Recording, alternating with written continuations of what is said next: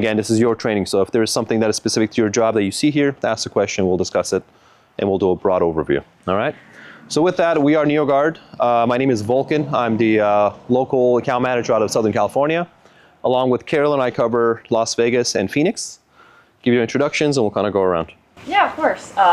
Carolyn, I joined Neogard about 3 years ago. I'm based out of Phoenix, Arizona, and Vulcan and I are counterparts, and we cover Las Vegas. I live in Arizona and in Southern California. My name is Mark Swanson. I am the local representative for Neogard. So in addition to the direct employees that you have, myself and my counterpart, Carol Bolger, are here as Neogard's representatives. So we're actually based in the Bay Area. So anything that you guys have in conjunction with utilizing Nolan, Alex, CWS, Andrew, myself, we're here to support you guys. So today we're going to be getting hands-on with the material. Just for transparency, this doesn't constitute as an official Neogard published training. What we want to do is this is actually going to be hands-on for applicators. So certain parts of this you guys might be missing as we're trying to do a time lapse of this. So just note that this is just for more informational purposes for your team to get the highlights of what we need to do. Any specific steps, reach out to us and we'll make sure we help you. So I'll give you guys a card and make sure you know how to get a hold of us because we're here locally. I'm Darren. I'm with Neogard for about the last 5 years now. I came from a construction background of applicators. I'm in tech service, based out of San Diego. I cover the entire western region of the United States. So I usually go out to job sites and training and help the applicators a couple of times for their installations of whatever they're applying and make sure they're comfortable with getting things done. Any questions related to problems that might arise? That's what I'm here for. I'm Alex with California Waterproofing Supply.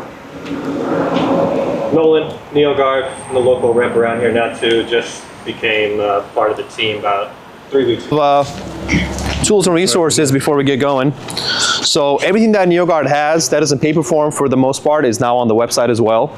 So one thing that we like to kind of point to is our application manual. So a lot of what we're going to cover here today as far as mix ratios, coverages, what the part A and B's are, what the numbers are, how they work together will be in this document. This is also on the website. I can reference it. We have cross-section charts and things. We also have our color card. So for future jobs, this is something that you can present to the architect for the colors that you have available for these systems. And then along the way, we'll use a mill gauge, maybe not so much today for the RTS on boards, but on the field to make sure you have your coverages. This is one of the simplest, easiest tools to kind of keep you on track. Make sure you don't make any mistakes and avoid them. Outside of that, we have some environmental tools that we'll talk about along the way as we get going. And I'll do a brief intro about the system and the differences. So like Rick had said, Neogard is pretty much synonymous with AutoGuard, which is our polyurethane system. We have our solvents and we have our fast cures. We have the ones where you broadcast. We have the ones that are pre-textured.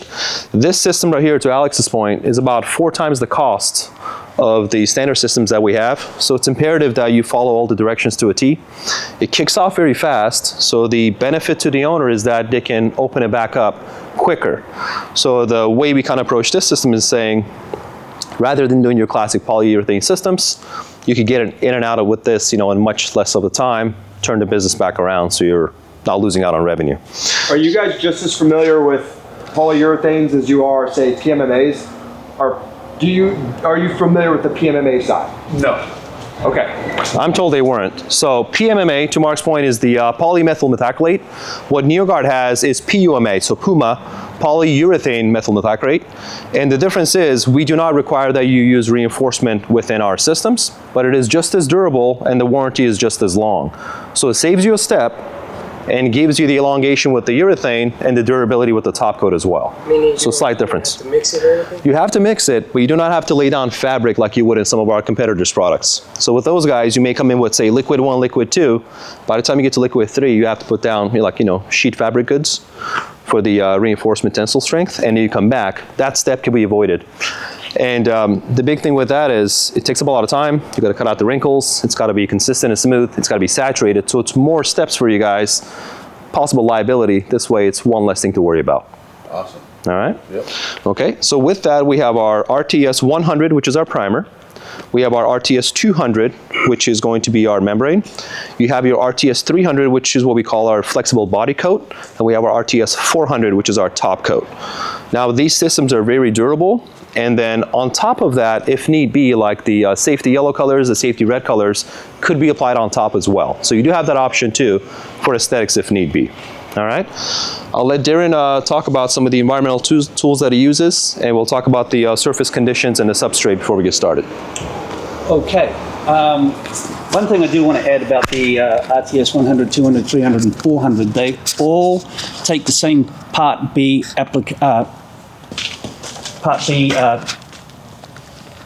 powder initiator to make the product cure. So you've only got one Part B for all 4 products. So there's no mixing. Have I got the right can? Have I got the right colored can to go with each different application? Right. So you've got the same thing all the way around. But we'll get into that when we start applying. For the actual application, surface temperature of the place that you're working at is very critical, as well as atmospheric conditions like relative humidity and outside ambient air temperature. On this chart that gives you the quantity to use for each application that you're putting down of the product is related to ambient air temperature. Okay, so if it says 60 degrees outside on your little measuring device, which is critical to have because you won't know how hot it is. If you're in mid-sunlight, you know, it could be 70 degrees beating down on your concrete. So not your phone where it says, you know, it's 58 degrees in the surrounding area. You need something that's going to tell you what the temperature is at the place of the job. This is one of the most common mistakes people make, is they don't take this step as serious as they should. So as people make mistakes, this is probably starting point of biggest mistakes. Don't underestimate this step. It's super easy the way that Darren explained it, but if you skip it, everything else you do, you're going to set yourself up for failure from now moving forward. So just take this step and make sure you check that box. Are we looking at the proper ambient temperatures, and are we having the proper ratios? That turns everything into not curing properly, not setting up properly. So I would make a check mark that says, did we do this? It's really easy if you just say yes. Is it the temperature in the air where you are, or the temperature of the substrate? So I'm going to get into that one. Okay. That's a very good question. And I want to add one more thing before we move on from what Mark said too. So a lot of times, and I've seen contractors do this, they'll grid off a section saying this section is going to require, 2 buckets, 5 buckets, whatever it is, and they'll pre-measure the amounts of the initiator. So in this case, the amount that you might need at 8 a.m. will be different at 10 a.m., will be different at 2 p.m., possibly 4 p.m. So it's very important to consistently check this temperature with this specific system each and every time. So on a daily basis, the amount you use could be different at the time of day. So just check your temperature every time you're about to mix. That's correct. That's correct. Check your temperature, measure off accordingly based on the chart on the buckets, and then get in there. Temperature that, There's a whole range. So it's, negative 20 all the way up to 110 degrees, for example. It's just the amount that goes in varies based on time of day. You guys have done the 2-part urethanes where you're taking 2 liquids and mixing it together, and that's what's activating the product, right? This is not activated with a liquid. This is you're putting a powder into the liquid, and that's what's going to start picking it. And it's basically a math puzzle of like the temperature is going to tell us how much on the powder. ground as well, it could be really cold, it could be really... Darren's going to get into that. So substrate temperature is different than environmental ambient temperature. lower. Yeah. Is this volume by weight or by volume? I love that question. It's by volume. All our measurements are by volume. We don't have to go out to the job site with a scale and measure it all by weight. So it's all by fluid ounces. Yeah. And it's easier to do it that way. Much more you consistent. don't need something as high-tech as this. You can go to Home Depot and get a simple dial thermometer, go to Harbor Freight and get something that's simple to read, easy to read, to tell you what temperature is that you're working at. Our temperatures on here go up to the ambient air temperature, as I said, it goes up to 90 degrees. But when you get into 90 degrees ambient air temperature and you're in the middle of the sun, your concrete surface is not going to be 90 degrees. So you can take into consideration an infrared gun to figure out how hot it is. That concrete at 90 degrees in the sunlight could be close to 120 degrees. Well, now our temperatures on the chart do not get to 120 degrees. So there's a fine line between surface temperature and ambient temperature. If you're putting something down at ambient air temperature of 90 degrees, I would recommend no, because the surface temperature is going to be way too hot. What's going to happen is if you put down the initiator at 90 degrees and add it and mix it, as soon as you hit that concrete, the thing's going to go hard on you. So I would not recommend going as high as 90 degrees and check the surface temperature. I would not recommend surface temperature being 90 degrees, but people do it that know what they're doing at 90 degrees. But it's tricky. So what we recommend is early morning when it's not too hot outside and the sun's not beating down on the deck and the deck's still cool, or late afternoon where the deck's cooling down from the day's sun. Your deck apparently already has some existing coating on it, so that existing coating is going to retain some of the heat from the day. So that starting in the early evening may have to be later in the evening until such time as that deck starts cooling down. Infrared. Infrared gun helps because it'll tell you, oh, this says 90 degrees outside, this says, oh, especially if it's a roof, you guys know a roof, if it's 90 degrees outside, that roof could be 130. You know, so a couple of items at Harbor Freight, probably $10, and Home Depot, you know, gets you a couple of dollars, helps you, gives you an idea of what's going on. It's better to know than not know and mix up a couple of buckets and they all go hard on you. The other thing we look at, moisture meter. You guys probably will not have to use one of these because you've already got existing coating and it looks like it's an elevated helipad, which you're not going to get moisture in the concrete. So moisture meter is not for you guys on this particular job, but it is something to measure if you're doing like a slab on grade or something like that. Maybe a parking structure ramp that's built over, existing soil. And then the other things that we use are these CSP gauges. I don't know whether you guys have seen these before. CSP, concrete surface profile. These are rated from number 1 through number 10, the roughness of your concrete. What we recommend is somewhere between 3 and 4. You can go heavier on the profile. It just means you're going to use more material and your office is not going to like that. It's going to cost more. That's the sound for us. Our window for working is 6 a.m. to 2 p.m. 6 a.m. to 2 p.m. So if you started at 6, you'd probably want to be there a little bit earlier to get all your buckets opened up for what you're going to do that day, get them all pre-mixed. They've all got to be pre-mixed before you start. And then you can start applicating at 6 a.m. If you're doing, what did you say, 2,800 square feet? You can do approximately. That's only going to take you probably an hour to an hour and a half to apply the first coat. So it goes really fast because there's no standing around, but you'll be done in no time. It may be closer to 11:30 or 12 before it gets to be too hot on the deck. Yeah. Well, you'll gauge that as you're on the project and the day of. And was that question, I'm sorry, I think I missed it, is it the ground temperature or the... It's ambient air temperature is what's measured on the chart here. Okay. But when you start getting high up in the ambient air temperature under direct sunlight, you also want to take into consideration the surface temperature of the deck. A practical response might be if the deck has to be about 95 or so, it's probably time to stop. So if you're gauging the deck, try to keep that under 95 or so, and then the ambient temperature will add accordingly. So it could be 85 outside and like getting to 95, you may want to stop that day. We're starting on June 2nd. We have till June 9th to finish. Right. So that's a good time of year. It's not too hot. Yeah. Right. And you have 2,800 square feet total, right? Yes. Okay. Yeah, and you're starting early enough in the morning, you won't get that hot direct sunlight on it, so that will work out just fine. Question was, so is there a perfect temperature? Like from 70 to 77, do we still have to be... You've got a range. So activator, as long as you put the correct amount, it's a chemical reaction, you'll be fine. Okay. Yeah, so it could be 60, it could be 85, as long as it's, the right amount of initiator, you'll be spot But on. there's no sweet spot where like... Oh yeah, I'd love it. With no sunshine, put a shade over the top of it. So yeah, 40 degrees, it's perfect. Gotcha. Colder temperature just allow you to control the speed of things easier. Right. You can't, on a hot day, you can't make this stuff cool.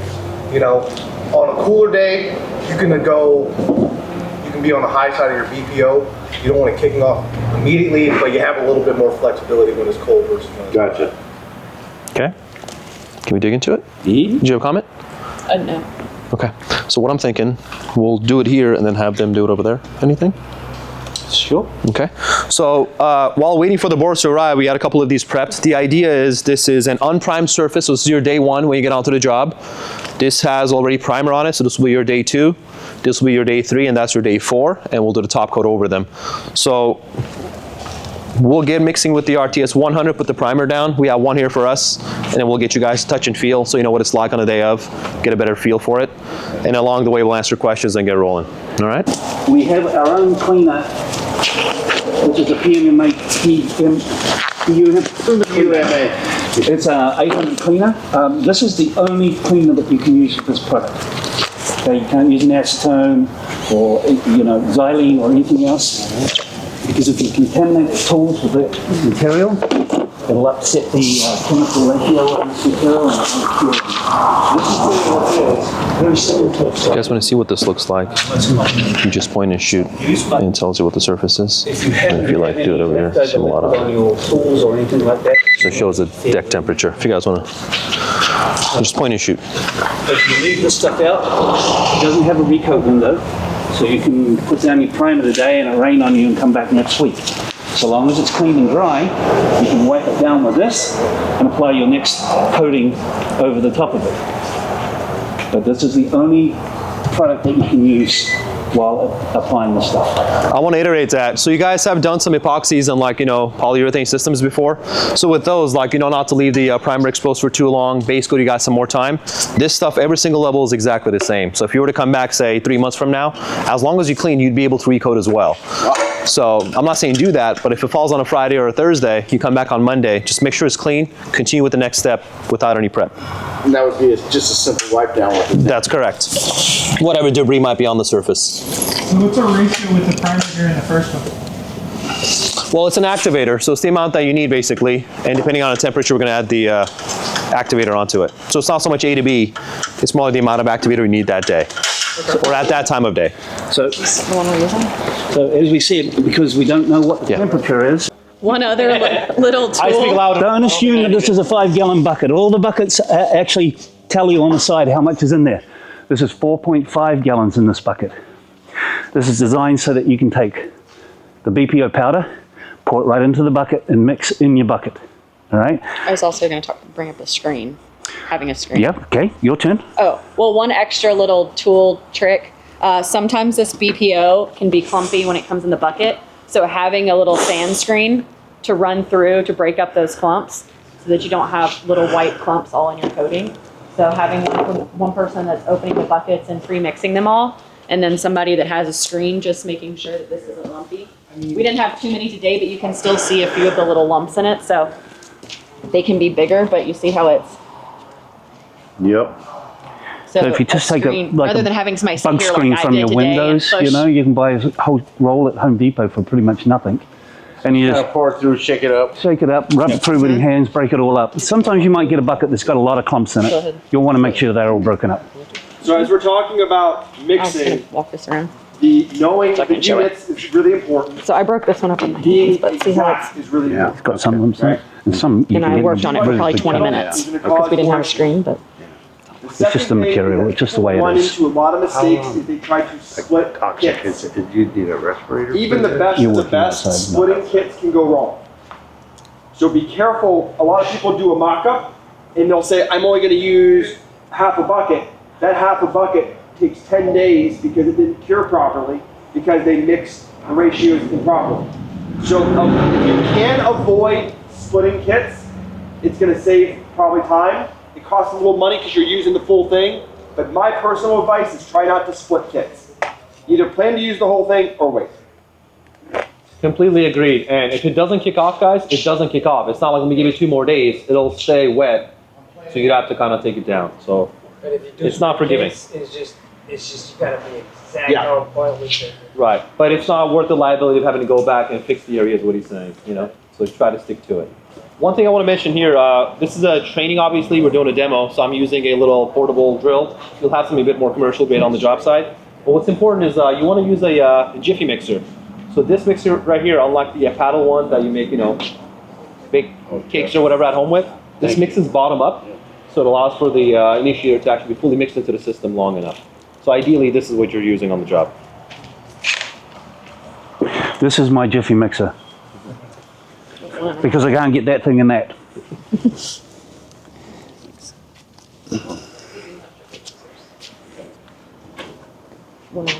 Yep, that'll do. No, put it like that. You ready? Roll it. A lot of years of experience. So, You got it ready? You want a clean one or? Yeah. We already dumped it in. I don't know what's going out. Kelly, the question was, how did you measure that? Well, because we already did one of these boards already. So we already I had have a measured cheat it sheet. out that we needed 1.5 of our little ounce cups that to help keep the ounces easily measured. Since I'm using 1 quart and every one of those measurements are for 1 gallon, I divided that measurement by 4 to come up with 1 quart. This is where we just advise, don't split kits, because the math can get easily confused. I'm saying let's So reframe this is this with splitting Nolan a kit for showing the it. demonstration. And then we'll have somebody Try else to from use them the actually same, do it for you'll us. Do you have have your enough for cheat two? sheet of 1 bucket. No, and I have which enough is for what that. you're using based on But the why don't ambient we just do temperature. this and we Keep can make repeating tomorrow that process. Yeah, I can do that, whatever. I have enough for these 2. Yeah, then do it for this one, Nolan will show up. Okay. So this is pre-primer for just demonstration. We'll show you guys how to do it. And the fresh one, we'll have somebody on the team that's going to be doing it on the job do it. How many meals are we putting down? Primer's 17 mils, so what we suggest is you guys getting some squeegees that look like this. And on the squeegees, it's labeled how many mils on each one. They're color-coded. So if you're standing on the sidelines and somebody's got the wrong colored squeegee, you can tell immediately that they're putting down the wrong millage. So 17 mils is probably this green one here. No? And Yeah? this is 50 to 60. Yeah, 15 to 20. So this is what you want from the primer. Being on a demo board, we're not going to use it, but you'd squeegee this down, just like you're probably cleaning a window in an S pattern all the way around, and somebody come back and back roll it just like that. It's simple. Now, one thing I would suggest is that you can take a little bit of your aggregate that you're using, now that Nolan's rolled it, and you can sprinkle this out. It's just a light dusting.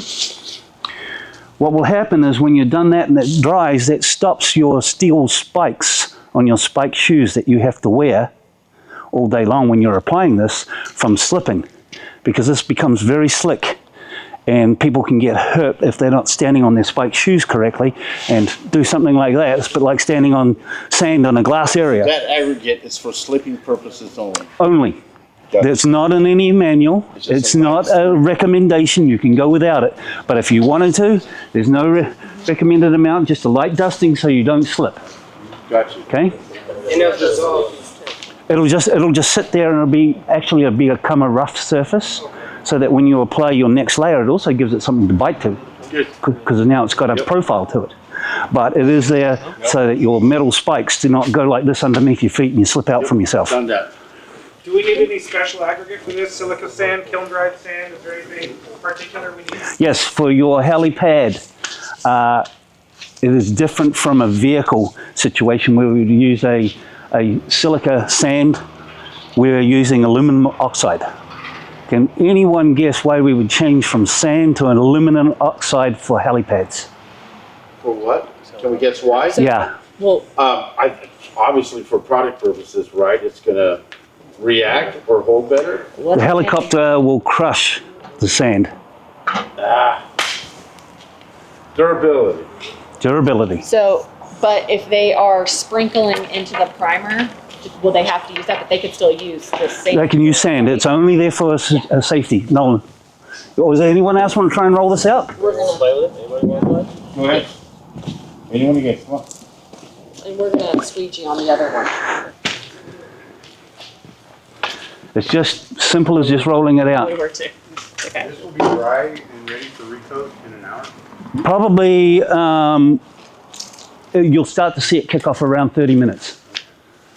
So about 30 to 45 minutes. By the time, if you're doing a big area, by the time that you've cleaned up all your product that you've used for doing that and got ready for the next application, that stuff will be dry and ready to go again. So is there anything you're specifically looking for visually or touching wise, stick wise? If you can give it the 45 minutes minimum, that'd be great. So like it kind of turns opaque and milky and it clears up again.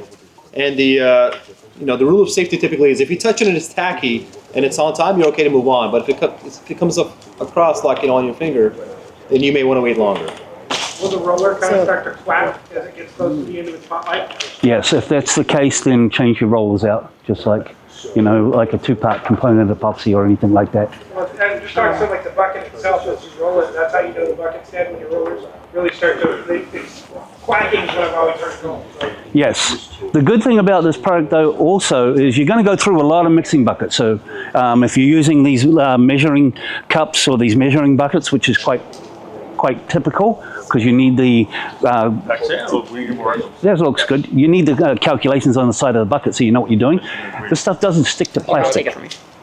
So if you want to set your buckets aside and come back tomorrow, you'll be able to pull all the product out of your bucket on the plastic buckets that you buy from Home Depot or whatever, give them a wipe out, and you can reuse them again, rather than throwing them all away.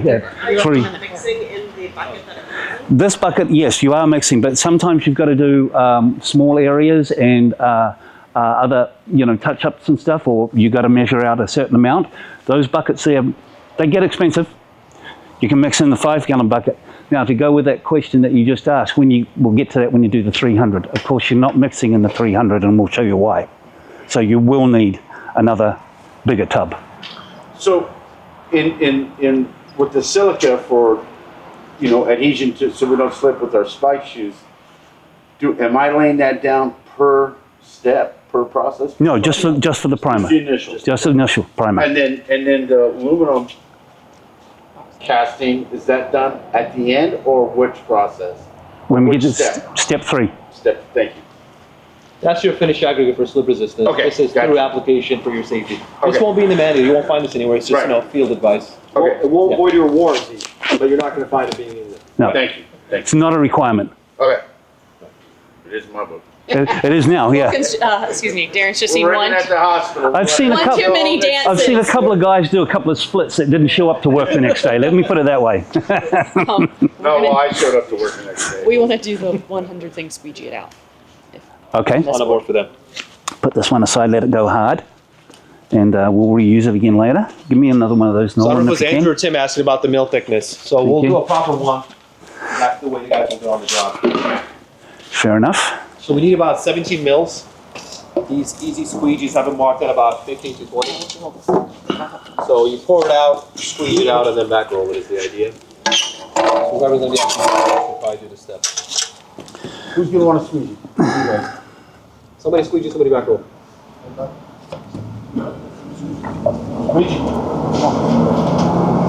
Have you guys run a squeegee before? Yeah. Okay. Now, a lot of guys like to push, but we find that with the RTS system, it's better to pull. It's a preference. I don't know. You'll find your way, but it seems as you're pulling, you're not applying pressure. It seems to spread out more evenly than push it. And the other thing, too, is the job is not that big, but for future reference, these notches tend to shave down as time goes by. So ideally, you're switching these out every 10,000 square feet or so. Okay. As they shave down, you're pushing less material. And the idea is to get the mills on there. Now, can I wipe it off with that solution when I'm done? Absolutely. Right? Yep. Don't, same with your roller frames. Kick your roller covers off and rinse your roller frames out in a bucket with that solution, and they'll be good to use tomorrow. Is 3/8 snap fine for all the coatings, or do you guys have? Yeah. 3/8 is my preference, yes. The reason for that is it doesn't suck up so much material, and that you can actually roll it out. If you use a bigger net roller, it's going to suck up a lot of this primer. It's going to end up in your roller, and then when you come to the end of your stroke, you're going to get a big puddle at the end. So 3/8 is a very common one.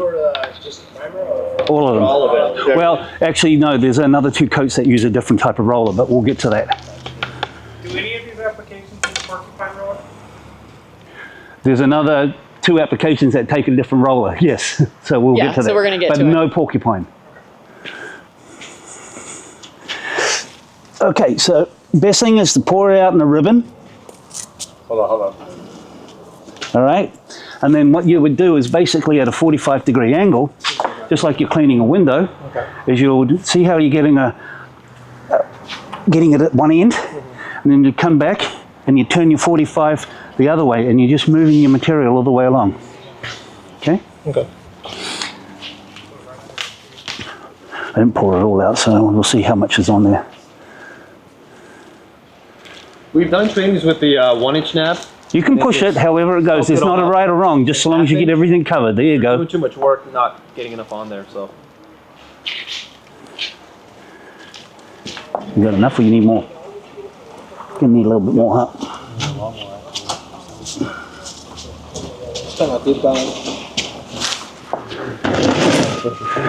They make these squeegees wider for bigger areas. Is that the powder? Oh, it went away. Yeah. So you can cover a bigger area. Once you get to see it, but still, it's not a very. It's your preference. It's your preference. Yeah, these guys have got everything in stock that you need. 17 mils, does it dry it 17 mils? Yeah. Yes. Now I want to say one more thing for the. And then make sure you back roll that. You don't have to be so pretty at this step, it's just primer. So getting it on there, getting the right number of mils on there is important. But for aesthetics, it's going to be covered up. So you don't have to spend too much time on it, just as long as it's covered, you're good to go. And are we cross-hatch back rolling or just one side of that? Ideally cross-hatch, but again, primer. So if it's on there, at this step, you're okay. Along the way, cross-hatching is a good idea. There's a little bit too much material on that board, but spread it out, it'll go. You don't want to, your idea is not to push the material away. You actually just want to coat it like a one sheet. You're not going to need this again. Yeah, I'll rinse it out. Where's this? 160. I can clean it.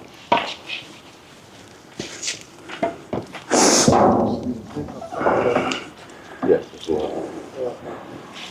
I'll get the excess on this one. What's that? I'll get the excess on this. It's actually the right amount for that many square foot. It is. Yeah, to get your 17 mil, yeah. But you got a lot of material stuck in the roller from the last two boards too. Yeah. Now, is this all 100% solids? Is there evaporation? I think it's 98% solid. So Yeah, so it's not much. Yeah. And guys, you might get the question, this is all VOC compliant. So people will say it smells bad, it's okay, whatever. Yeah, they complain against the smell. It's good. It's all Outside crack the windows of it. it's all good. But you can see how glassy that's going to dry. That's where your slip comes into play. That's when you want to get your So if sand on there. you wanted to, And we use it like every step. no, just in that. See, you don't need much. We're going to have spark sheet.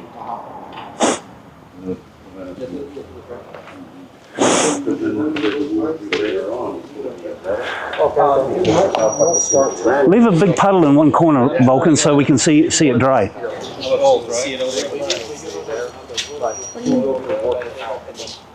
I know ideally we're at 17 mils. Is there a maximum thickness where we can start to see cracking if we go too far? I have not seen that, but you know, if you go over 17 mils, the only person that's going to really benefit from that is the owner or the seller. But again, in these applications for sure, we get cooling.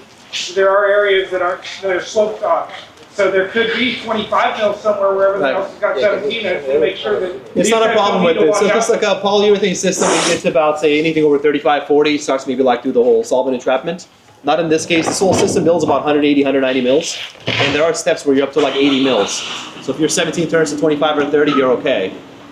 Let's just make sure that the RTS 600 has the correct amount for the temperature. That's the most important thing. So as you can see, there's quite some big puddles in there, but your concrete surface is never 100% flat anyway.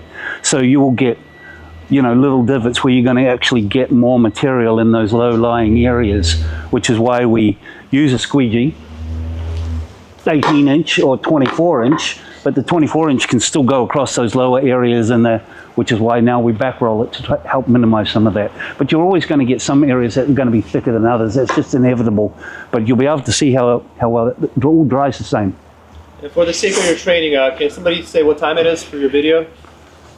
10:45. Okay. Did you take this thing off Check me? on this about 45 minutes or an hour or so and see where we're at. Maybe I shouldn't. You should. And the 200 is your waterproofing membrane. So essentially, this is the most important piece to keep the building watertight.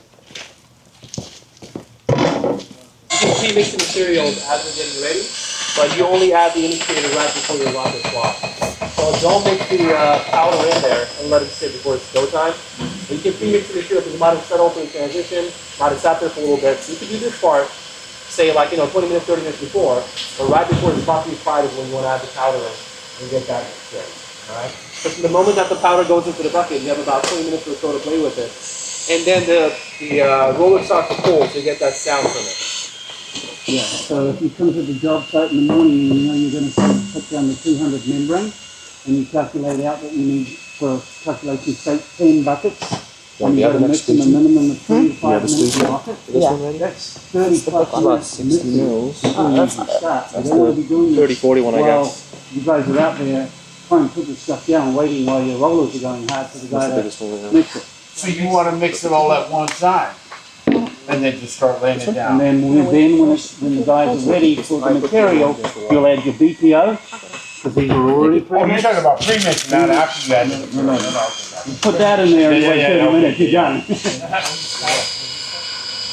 Right. You pre-mix all of these because 5 minutes. Yeah, Kellen did a job in Phoenix. We had like maybe 20 or 30 buckets or so. Everything was pre-measured in like little measuring cups sitting on top of the bucket near it. We pre-mixed them as we went, and as it was time to pull the buckets, guys were pouring it in. Is it 3 minutes. basically an ounce per gallon? No, it's whatever's on the chart. Oh, for temperature, Yeah. right? But say it's 75 degrees.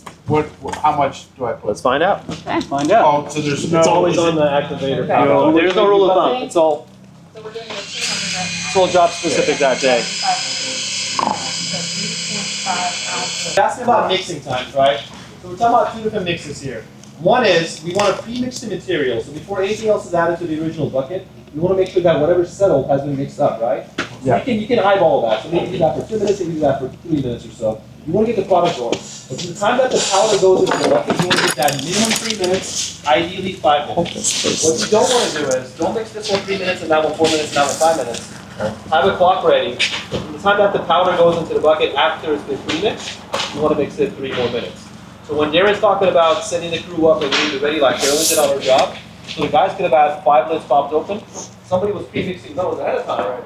So it was go time. They were adding the powder, 3 minutes, add the powder, 3 minutes, add the powder, 3 minutes, Gotcha. pull those buckets, pour them out. Gotcha. All right? So To have the same guy doing the mixing. I was about to say, Do whoever's not gonna be your switch mixing mixer, guys.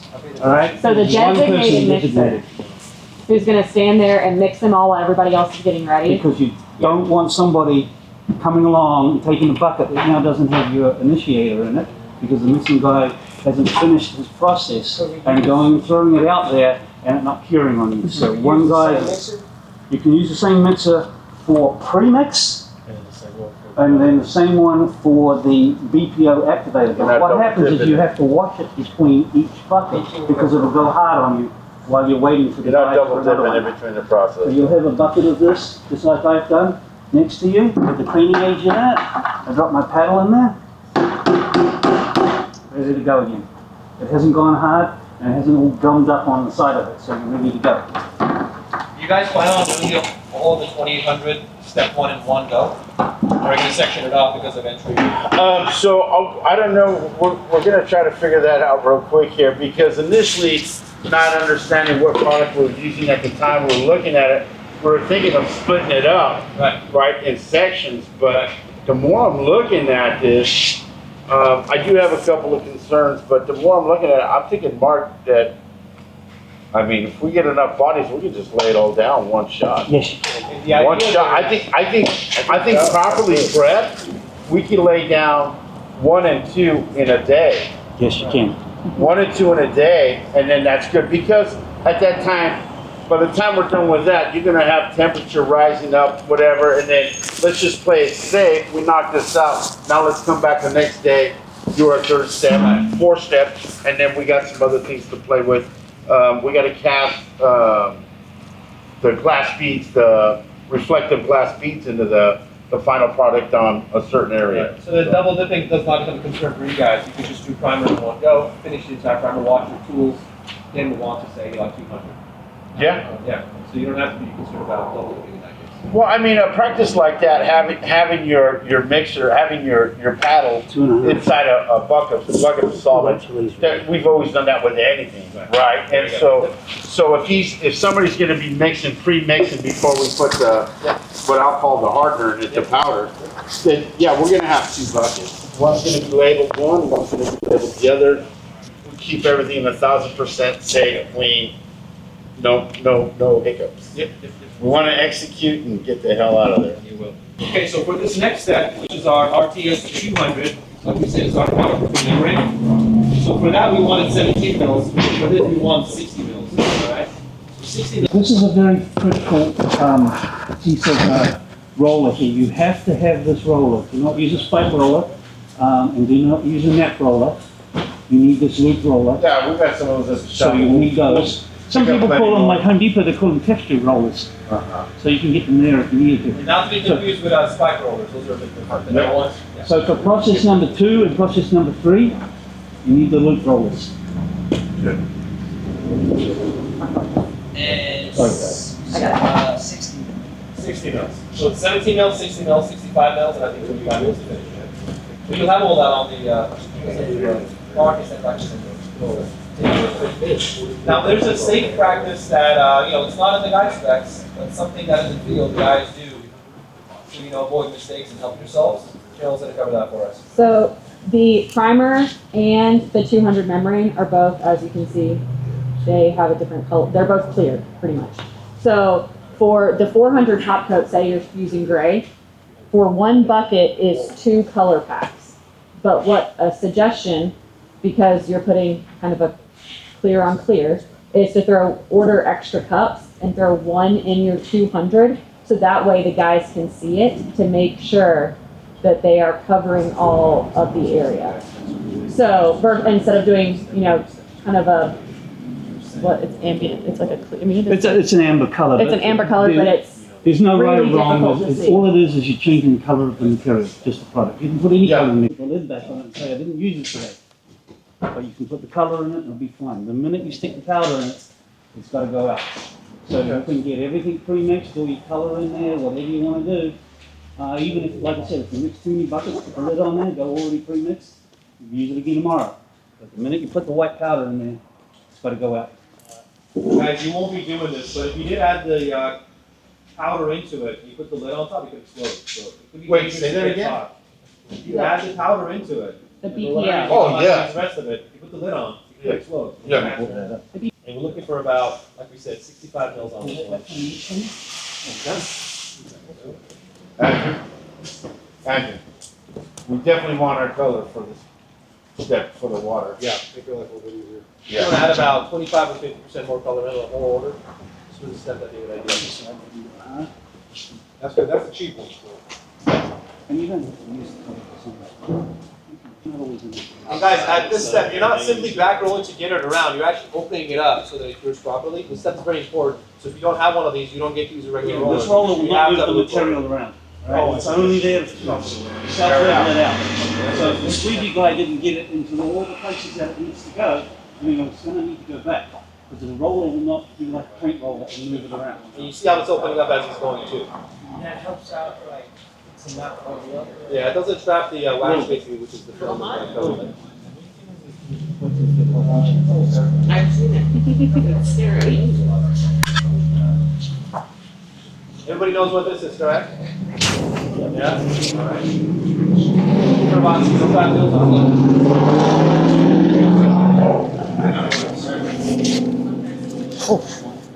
I'll mic you up, buddy. We'll see that. Is that? Guys, just another quick application method. Not gonna have everybody's attention. When the material's rolled out, I'm gonna follow in a ribbon fashion with the squeegee, and the person can back roll the loop roll behind them in the perpendicular fashion. If somebody's going this way, you want them to do This guy this. should be like on this side. Exactly. But you see There's how no well right that- or wrong. You but see that's how the well best that way. self-levels out with? And when you're rolling it, you want to go straight up and straight back. Because when this stuff levels out, if you do a W pattern like you do with a regular paint roller, unless this stuff is self-leveling out, you'll actually see those ripples. So Darren's referring to this. So if you can come down, maybe even go back up. And then you're picking back up and you're doing this. So you're not painting it, you're not doing that. Going up and down in the same fashion. Otherwise, you will see those ripples. Let's see how many mils we have on the on top there. coat. Stick it out in the middle, a little further out. There we go.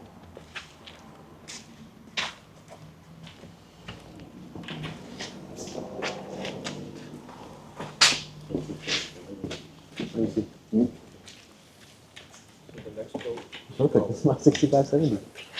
I like it. I like it. One of these.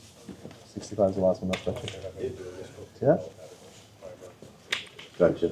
Yeah. So we actually have a perfect 65 on this one. Nice. Go, Carolyn. You guys know how to use these? This is considered your waterproofing membrane. I've just been informed that you guys probably will not be doing this particular layer, but had you been doing this particular layer over occupied space, this is your most critical, because this is your waterproofing membrane. So if you have the possibility of leaks below, it'll be in this layer. There's nothing below. Right. Lo que va a pegar más es el squish. Va a llenar todas las áreas. You do know that if Ya no va a ser puro roles lo que skip hace 60 mils on this layer, el rol no le va a hacer nada para ellos. you're not getting the 150 millimeters. 155. Sí, sí, pero ajá. That will work. Can you move this material around So with the roller? we might have to. We wouldn't recommend it because Is there a reason to? So, because it's such a thick system, if you're trying to get, like 60 mils, so you really wouldn't want to push it around because the chances of not pushing the material So his away, job, the squeegee is. doing all, so that's why we're talking about what direction, if you're doing it in Yeah, kind something of a, like, like So a, if it's product's on, we get a squeegee on. yeah, it's self-leveling. Okay, and then we come back. We're opening it up. Are so we that done? okay. Is it a once you done? Or So do you it's- want to keep working it? Well, so see how you've already opened it, so you don't want to overwork it, but once your squeegee has gone through, so you've hit every spot, right? So ideally, say this is it, you have missed this, right? So the idea is that you make sure you get all, that your squeegee helps push all the way to the edges, and then your loop roller helps open it up and maybe fill in a few spots, like you can see on the edge there you've hit. Yep. You're helping maybe catch some of those, but all you're doing is self-level. So see, you've made all these bubbles and it's already clear as glass. Yep. Clear as glass. So this, he only needs to back roll, he only needs to do a single pass with the back roll and he's good. And because depending on where you are in the time of day, it'll start kicking, so you don't want to be messing with it when it's kicking. You want to be ready. Now, it's worth noting, you guys are actually not gonna do this coat for your helipad. You guys are going from primer to 300. Oh, Conversation we were having there, I mean, this is good knowledge. got So you. read it, which- Got you. That's good. Yeah, that Dope. is good to The know. We conversation found we were that out. having though is potentially building up this coat a little bit thicker so you have more millage there. Cause this is gonna be their main. Did I understand A you're lot doing of more thick passes though? You're gonna do 2 coats of this? Is that what they're saying? I gotta see what Mark had anticipated, but I know that we're not, this is not part of your code. 'Cause this- I'd be curious about your, because if you're broadcasting into your 300, Mhm. are you applying again and broadcasting again? Or are they just putting a 300 down? I think just a 300 But down. they're not doing the 200 on this Not project. doing 200. They're doing 2 passes and 300. Yes. It's not waterproofing this one? This is not a waterproof. Okay, so is it on grade or what's Yeah, the setup? yeah, it's on Okay. grade. Yeah, okay. And is the hill on soil or do you know if it's over an elevated area? No elevated area. Okay. So it's straight on soil? Okay. Nothing. Touch on something there. Yeah, we're Same thing on this side. saying it's so important to get the overall. So we're gonna need to build this up a little bit more. Not necessarily. So the question was asked, from my understanding, the helipad is on a soil grade area. If that is in fact the case, you'll need a moisture mitigating primer, the 70700, 70701. We talked about that. I think we have that in the. Once that's applied, that's got to go down at 65 square feet per gallon. You still have to put the 100 primer over that for the RTS system. And then we would skip this step if that's the case. We would go on to 300. So basically what we're saying is, if we're not waterproofing, and we're looking out for that relative humidity pushing through the concrete. It's from below. Right. Instead of this, we do one step prior to this one. So we go moisture mitigating primer first. Then we would do 100. This is no longer necessary. And we go to 300 and 400. So would be like more for waterproof. this is the waterproofing membrane. But in your case, if it's not over occupied space, you're not waterproofing anything, but you have to factor in the relative moisture pushing through. So we'd swap this out. It is a recoat. There's an existing coating. Okay, then in that case, we go 100, 300, 400. Yeah. I would think there were some very minor concrete areas where we discussed potentially needing that local block primer. Yeah. But those were very minor.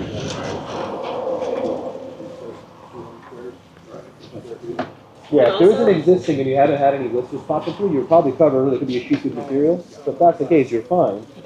But Also for a recoat, Yeah. do we need to rough up the existing coating or are we you just would. priming? You would. Or you could do an adhesion test to see if it's going to bite. You might want to have a profile on there. Yeah. And I don't mean remove all bits of the previous coating, but if there's anything loose that needs to be knocked off, Right. and ideally you're kind of giving it a go so that you open up the pores to accept the new coating. Yeah, yeah. And as far as the number of mils, you don't have to put any more down to satisfy what the full system sandwich would look like because you're skipping the step. So if the overall system was, let's just say 181, and you're cutting out 60 mils, you'd be okay with the 121 as a result of not having this, given the application setting we have. Yeah, yeah. So we wouldn't need to apply more of, say, You do not. step 3. Nope. You would just go 100 over the existing, Mhm. skip to 300 like we're going to now, and do that. I mean, I'm glad you see this because on a future job, this will come into play. But in this job, you may not need to do this step. So we're gonna go 1, 3, and 3. If my understanding is what you said, yes. 1, and then two applications of 300. No, not necessary. No. So you would just go 1, 3, 4. 100, 300, 400. Yeah. Yeah. So the finished product, no thickness, might be a little bit less. It'll be less this. Gotcha. Yeah. Which is acceptable for warranty. Absolutely. Yeah. Yeah. Because water's never going to leak, if it's on soil.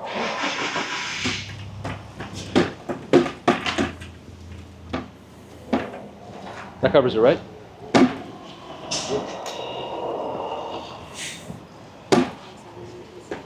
Now, what would our dry time be on the waterproofing coat? 12:45 to an hour. All it really is, the chemistry is all the same. So it's the film thickness, and so essentially it's the same thing you're doing 4 times. This one's waterproofing, that one's decorative, this one's slip resistance. It's kind of the chemical reaction is almost the same. And some of the decking systems too, are there metal clad that can go down? Do these work around those? Is there a different system? It would either go over ours, so it'd be a question for those guys, or if we're going over them, use a primer that is sensitive over the metal clad. That's my math service calculating. I know about it, but your hard reference not for me. Well, no, again, there's some jobs.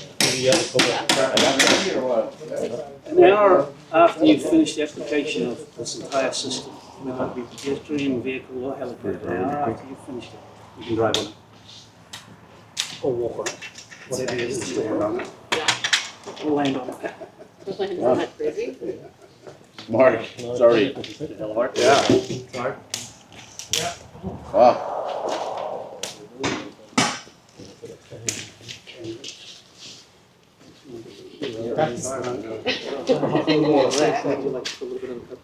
I was wondering. Yeah.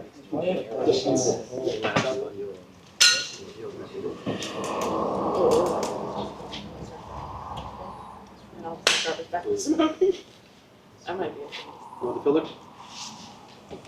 You want to do a pedestrian system, 300, and a traffic coating 300 with the filler, or what do you want to do, both, or you just want to do filler? with the filler only. Is that what they're doing? Yeah. Okay, so I'm going to need a big bucket. We'll do what they're gonna do on the job. Filler one. Okay? Down the middle. Yeah, you want Big bucket? Big bucket and a filler, and a knife.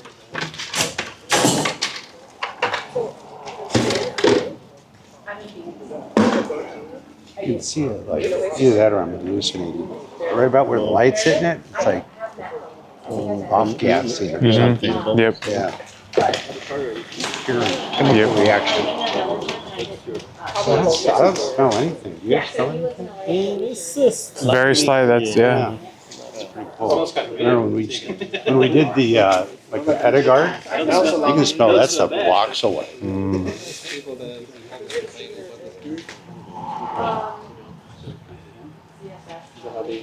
Alcohol primer smells more than this.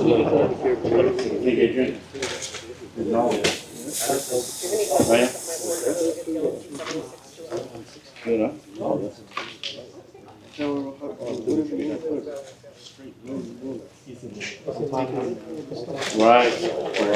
Piece of cake.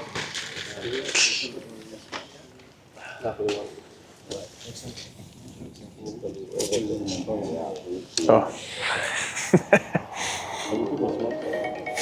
I've been good. Good. Yeah, I feel fine. And I was like, Oh, yeah, no, Pretty much. you're working like a third in the job, right?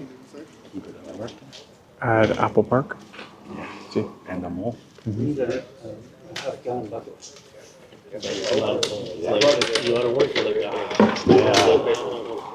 gotta get our buddy Angel at the hospital kicked out.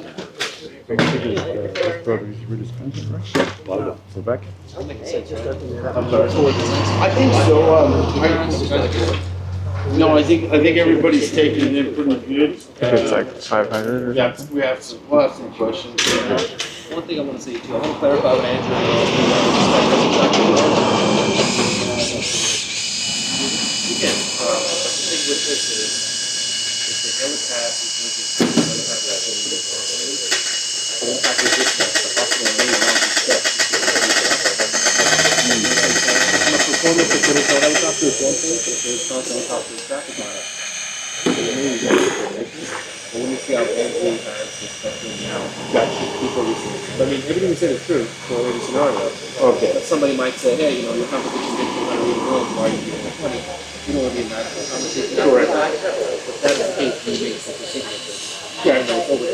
See how well that loop roller leveled that stuff out? It's almost like glass. Yep. You got a roll So schedule we on that. still want to do, if we do the 200 step, we still, on any bare concrete, we still want that waterproof and primer. If it's Moisture on bond. grade, yes. I'm trying to stick to the training, but at the same time, I want to give you all the information. So on like a urethane system. So that one there, that one, once it's dry, you see how dull it goes once it's dry? So you can see how shiny it is when it's wet. And it'll dry That wasn't brought to the dull like attention when I that. first started with learning about it, so if it's specific to a job, I don't want to take this off course. I still want to do the training as is. I'm kind of leaning towards doing this step, just to get that. It wouldn't hurt. It's a busy helipad. Pretty much every coat of this stuff, once it's mixed, you're dumping it out and getting it squeegee, right? Like this stuff should not be Hey, sitting. sorry, in the Edgar, he didn't mean that. Once Only once you put in the BPO, Once the BPO, then you gotta get it out. yeah, it's just. If dump you the just whole do bucket out. this and walk away and go to lunch, you're fine. But it's once you put that white powder in here, Our hardener, our cure, that's. the cocaine, if you wanna go that far. That movie is ridiculous. Don't be taking this home and mixing it up with little baggies, all right? Because that stuff's nasty. But yeah, you could mix this up tonight and say Oh you my use God. too many buckets. I thought it was. Just put the lids back gonna on, be go home goofy tonight, or- come I back didn't want to tomorrow and watch use it, it and then again. I just did But one it's day. only once you stick that white The powder in best there, comedy then it'll ever. go hard. It's hysterical.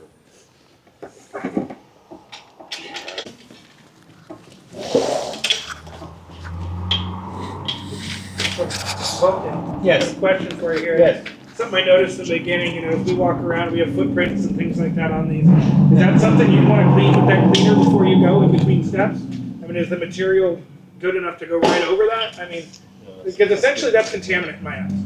And that's something that, you know, as we have gallons and gallons of cleaner here, should it be a best practice? Best practice, yes. Official answer is, of course. Is it forgivable? Yeah, you probably get away with it if you try to rack it down. I mean, again, I know it's 60 mils. We can do a lot more than we can. Yeah. So. But if in our situation, we're doing a helicopter pad or we're doing a pretty good sized surface, right? We complete, say we complete 2 steps on one day, we come back the next, and we're walking around inspecting our work. Yeah. We don't gotta backtrack and wipe down every footprint, do Not we? to that extent, no. If you see a leak or two, pick it up, obviously. But I mean, debris, wind blowing, maybe like, possible moisture or rain. Step on You a can't big have it mud perfect hole like you do from one step to the before you other. go out there. If you get some silicone on your shoes, maybe clean it up. But that's again, that was why I was asking. Is the depth of this coating makes a difference. If this was a standard polyurethane at 8 mils, you could see some issues. You could see some creeping and That things would like telegraph that. door as well. But Yeah. at 60 mils, a lot of this is pour and spread, and it's going Right. to cover that. Yeah. But just making sure that won't Yeah. be your holiday and bottle later. No, you shouldn't be. Use your best judgment, obviously, if you see something, clean it up. But you don't have to be so meticulous with it.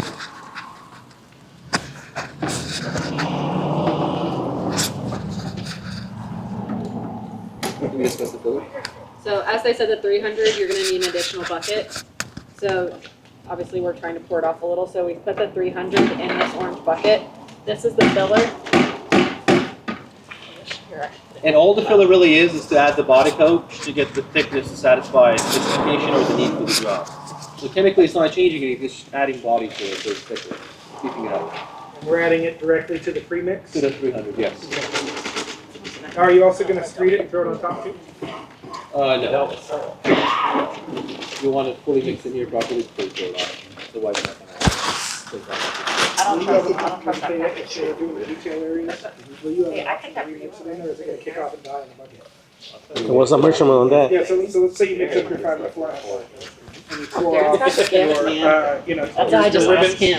and you So don't this need. is what the filler looks like. As you can see, it's like a powder. And what's the measurement on this? So it'll be a bag to a bucket.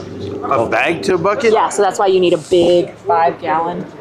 I know them as manure buckets. Not everybody knows them that way. A 55-gallon But drum? no, like the big, Like, no, like the 15, like the big mixing tubs with the 2 handles on the side. We okay, usually use say like a this. garbage can like that or something? The only problem with the garbage pail is it's got a ridge bottom. It's gonna what? It's got a ridge in the bottom of the garbage pail, so it's not a smooth bottom. What So do when you you're call mixing, I'll you're not going to get all that show you. material off the bottom of the You talking pail. about the metal tin? I'll show you what I'm talking about. Something like a barbecue. You fill it with Here, I'll show you. Nice. Junior, is she talking about my cereal bowl? Soup bowl. My soup bowl. For the Cocoa Puffs. So I'm talking about like these. Captain Crunch turkey mouth. So these buckets. The buckets you put drinks in at barbecues? Yeah. Make sure the buckets Yeah. are flat on the bottom. Yeah, like any of these big, like tub buckets with the 2 handles. Because you'll see when you put that filler in, it's gonna make it huge. You can't do it. So I'm gonna- so I'm gonna- 2 guys will need to carry it on either side. Okay, so I'll get a 5-gallon bucket, or I'll get my bucket, I'll get that bag, we'll mix that up, right? So you'll dump your bucket into this Right. and dump your filler into this and Okay, mix it in. and mix it, right? Now Right. say, so am I gonna need 5 of these on hand if I'm using 5 buckets, or 2 or 3 if I'm gonna use, Depends right? on their timing, really. You want to have extra, but you can. So it's 2,800 square feet, so you might get away with the one, or maybe having 2 for Yeah, per speed. because then somebody can start the next one. Because So like nothing when, is happening until you add an initiator. Adding the Correct, tool is okay. correct. so but once you mix it and the guys walk off, your mixture should start the next one. He was a contractor. I've only ever. 3. Minimum of 3. Got you. I'll have 5. Tell you what, I'll have you're 6. going to have one guy mixing and running the bucket out to the crew that's installing it. Yeah. And that bucket's going to come back. You're probably going to get a minimum of about 2 to 3 times that goes out before the bottom of the bucket starts going glugging. And Right, that's what I, that's what, So you're gonna put that bucket I guess aside. that was the better question was, I don't wanna keep using the same one. Yeah, because it'll pick off. Now, this bucket's going to dry up and go hard. And you can While peel you're it. running this one, that one's going to go, and then you've got a fresh one. Now you can pull all the junk out of the bottom of the first one and rotate them and use them Okay. again. Sorry. We're holding that, by the way. Yeah. All right. Who wants to throw the powder in the bucket? No, pour it over in the bucket. Okay, so once again, you can mix this at any time. You can come and pre-mix this in each bucket, just like you would at the beginning of the day, and then just whip it up when you're ready to take it out there. But it's just fine until you stick the white powder in. It's all about the white powder. Pre-mixed. Good stuff. All gets back to the white powder. And guys standing around going hard on you out there in the field. Everything's about the white. Yep. The white part. So with that in case, you better have a backup of a drill too. Because it'll get really, really thick. You guys have battery? Need batteries? We got batteries. Oh, no, this is fine. But I'm saying on the job site, I've seen 3 burn up because it's Right. so thick. And they brought little handheld ones, and that's not what that should really be used on the job. Yeah, it should have something plugged in. Yeah. Remember, this is 50 pounds of powder. You're sticking in 4.5 gallons of liquid. It's Oh, yeah. What's the price on a bag of that stuff? About not sales. How big is it? Not big enough? Because there's not a lot in here, and I'm literally at the bottom.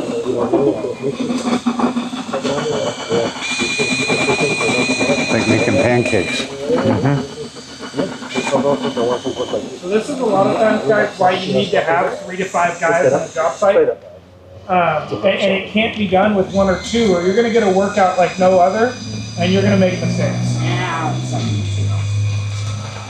That's like $50 an hour. Yeah, it's like oatmeal. You know how to do this? 50 an hour.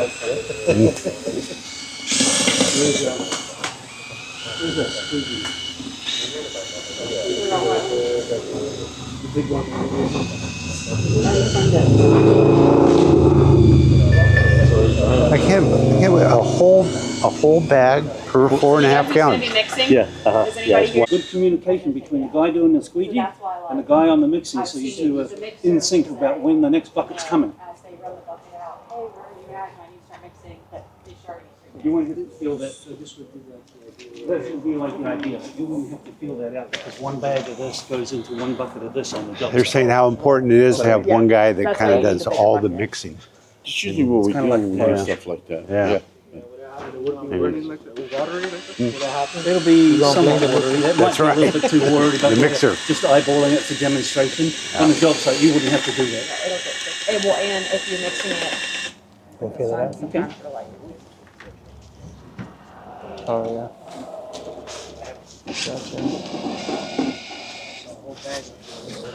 which is why if you put the whole bag into the bucket, it will fit. So you want to put it in a big. You want to put it in a big. You wouldn't need to. It's going to be a brown. So because the filler is brown.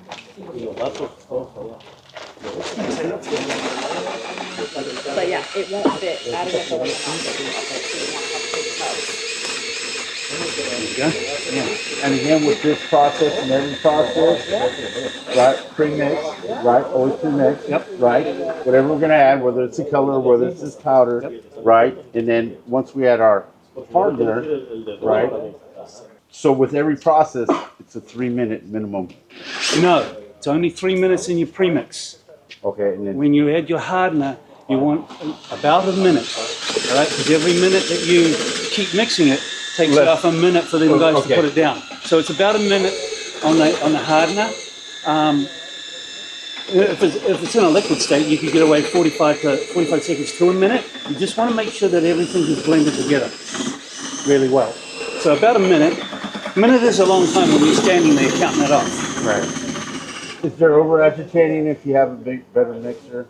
I mean, like this, or That's why we use the Jiffy paddle, because it's designed not to induce air into the mixture. It brings the mixture up from the bottom. So you must have a Jiffy paddle. You can't use a mud mixer like you would for drywall mud or anything like that, concrete, because it creates a big void in the middle of the material and puts air into it. Yeah, sucks air in. Gotcha. Oh, yeah. We haven't added any activator. I did, but I forgot we haven't added any activator. No, we haven't. So that's why So we still stand here and talk, because we haven't got any of the white powder hardener in there yet. So we're all okay. Did you guys paint the door? Hey guys, so we just added the filler into this. How much time do we have before we get going? 3 minutes. We mixed it already. How long can the sit here before it goes So hard? we pre-mixed it. We put it in our bucket. We've added our filler. That's all we did. How much That's all time do we we got? Can you walk away? Or do we have to put this down? No. Nope. As long as you want. You didn't add the powder yet. If you Oh, haven't had the powder, you can This leave is it very until important. tomorrow Exactly. or next day, whenever. So they're both in powder form, but the filler is different than the activator. Right? So as long as the activator's not in there, You could do 5 buckets like this and like let it wait. Yeah. Right before you go out to put it down, that's when you have the activator. So we are adding another. The So at this activator step, we doesn't can make wait as long products. as we want is the idea. Another product, we're adding another product. We're doing a different, doing RTS 300 now. We've got to check the temperature so you get the right amount of hardener in the bucket for the product that you're sticking down. Now you're probably 2-3 hours maybe into the job site.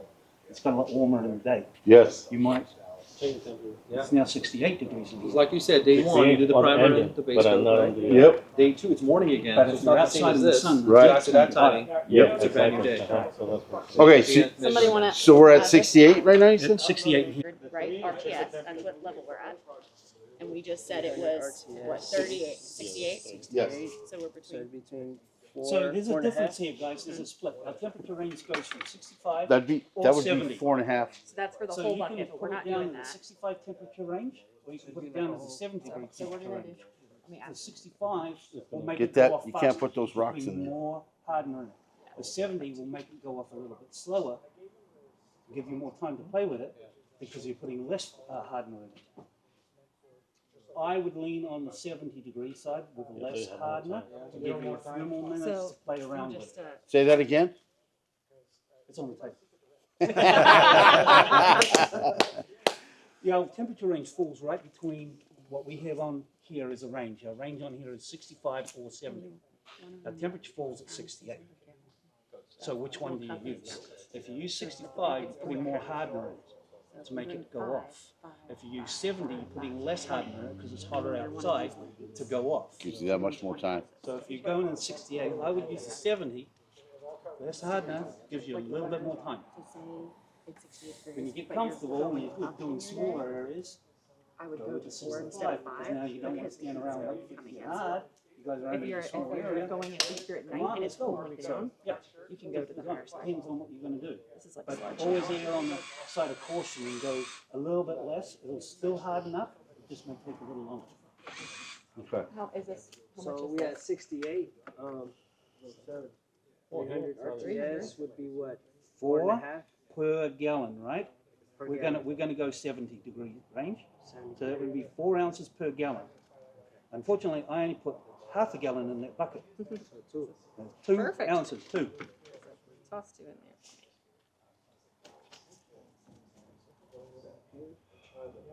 That's 2 1/4. 2.25? That's 2.5.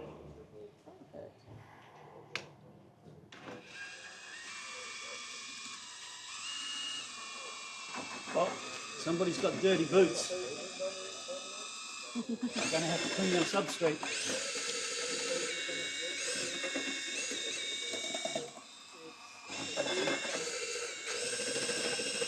If you look around the outside edges, this is already starting to go dull, Yeah. especially on Yep. the outside edge. Yep. See that? Yeah, do that one has a color? No, so now. This is no color in So this. that's, so we're already Okay, good that's to not- go. okay. What color comes out is the way that Just you mixed mixed it up. or So there's no color yet. a minute. Okay. What you It's do only here, half a gallon, but I'm just gonna clean it off. Are we recoding this sample right here? no, we're gonna We're gonna do this one? only has Whoever a the dry runner is, or you're 200 gonna run it over? Okay. You can run it over to that 200 board, I, and then I don't know for sure, but I think he should squeegee, Okay. and then he's done, then you roll. Yeah, instead of going at the same time. Yeah, but that's what I said. I mean, you can start right now. That's what I did it like last time. Yeah. I said, yeah, you can start now. That's the deal price. Go, do it. Go down. You got all of it, right? Well, a lot. Over there. Yeah, that's got a little smell to it. Steel zipper, right? Yeah. Thicker, harder? Well, then it was better. Can we get a read on this? yeah, he's still got the mill gauge. I think it's behind you. Who's got the Doing blue anything over blue there. roller? Now he's asking to pour more material. How do we know? Mill gauge. Yeah, that's right. Don't eyeball it. Let's see. So what you want to do, like Darren says, you do like a thick part. What are you looking for here? 65. Right here. Not close. Mass material. Yep. We got about 40 on that. Come on, there we go. All of that bucket should fit on that board. 16 Board, square. John. Dump it all out. There we go.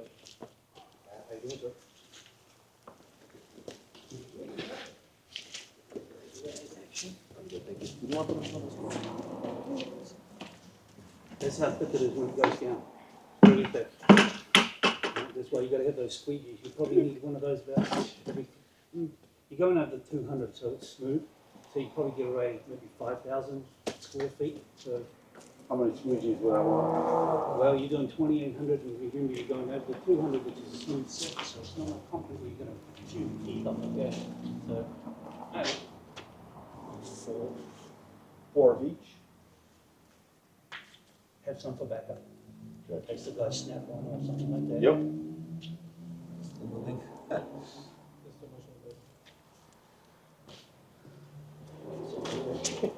That's it. That was a thick spot right there. I think he doubled up. Yeah.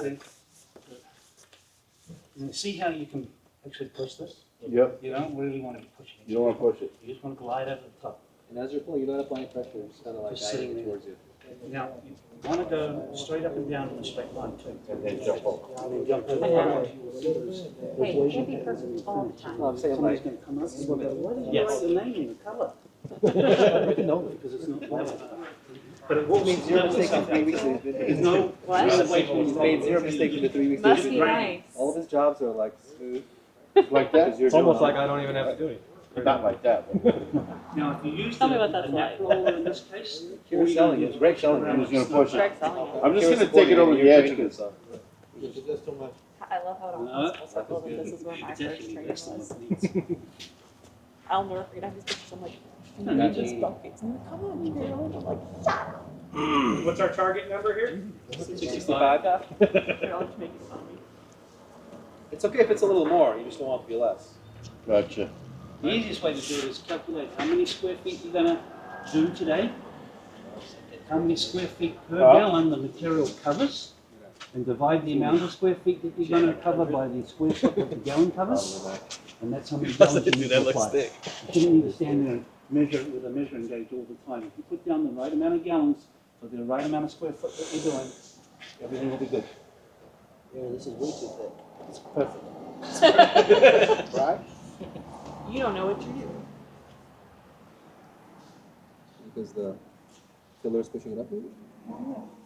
Yeah, it's perfect, guys. It's perfect. So, say you're in a It's 120.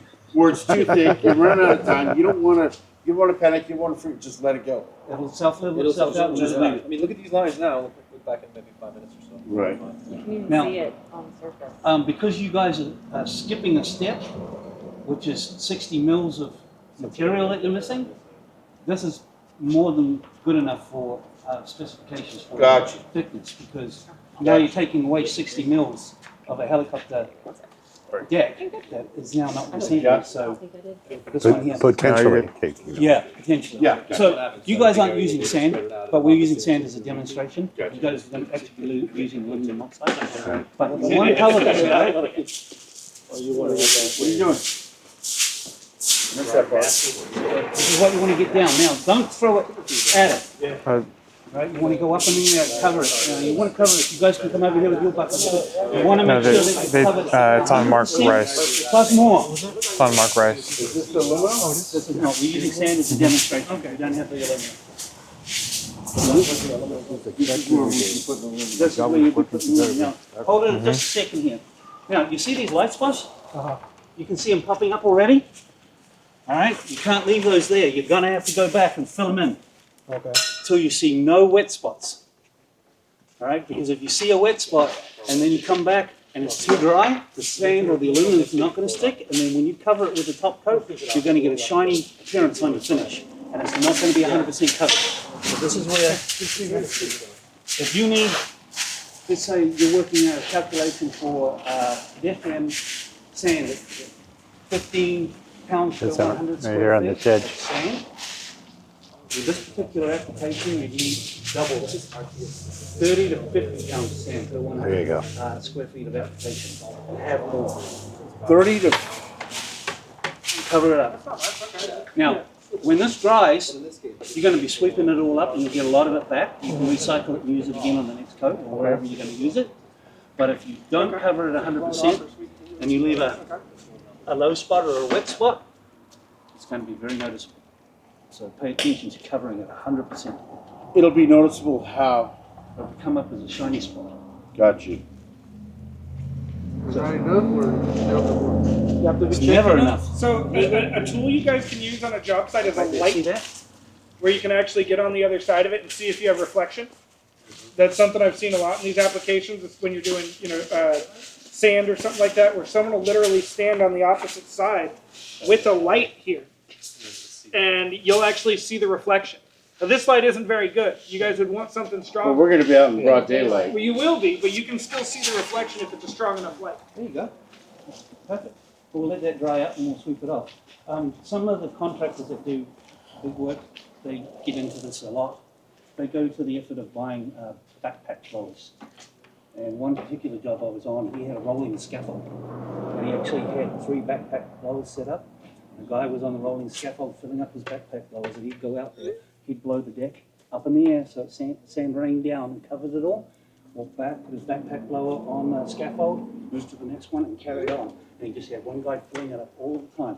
And they were doing, I think the day I was there, they were doing 30,000 square feet a day. But they were right on the money. So a backpack blower can be beneficial in large areas. Hand throwing is just as good, but you've got to make sure that you get everything. You'll be out there with your spikes on. Try not to walk back over any sanded areas with your spikes, because you're going to push the sand back into the material. It's never going to level out now because it's full of sand. And then when you sweep it all off, you're going to have spike marks everywhere. So only use your spikes in the liquid material, but not on the sand. Don't walk in the sand with your spikes. Walk back. Enough millage down. No, he's saying buy more than you expect to use, having A minor extra. amount there is going to be there, but you want to be careful not to have too much extra. Because again, if you don't buy enough material and you return it, it obviously didn't get on the floor. And that's something I've seen voided jobs where warranties are voided because you return too much. It's not the question I asked. So keep track of at least how much you need and hide those buckets. Don't return those. I think his point being, like, you were to kind of like buy more to like not have to run back on the day of. Make sure you're not, if a bucket, There is a level bucket there, yeah. spills or kicks off or something like that. I think Thank that's you. where That he's was the going question for. I was asking. Having a few extra so that if those things happen, because we all know there's not a perfect job site out there, a bucket kicks off, one spills, things happen. Well, in this So- case, like he was explaining, sorry to interrupt. No, you're please. Well, like he was explaining, was casting the aluminum, thank you, aluminum oxide.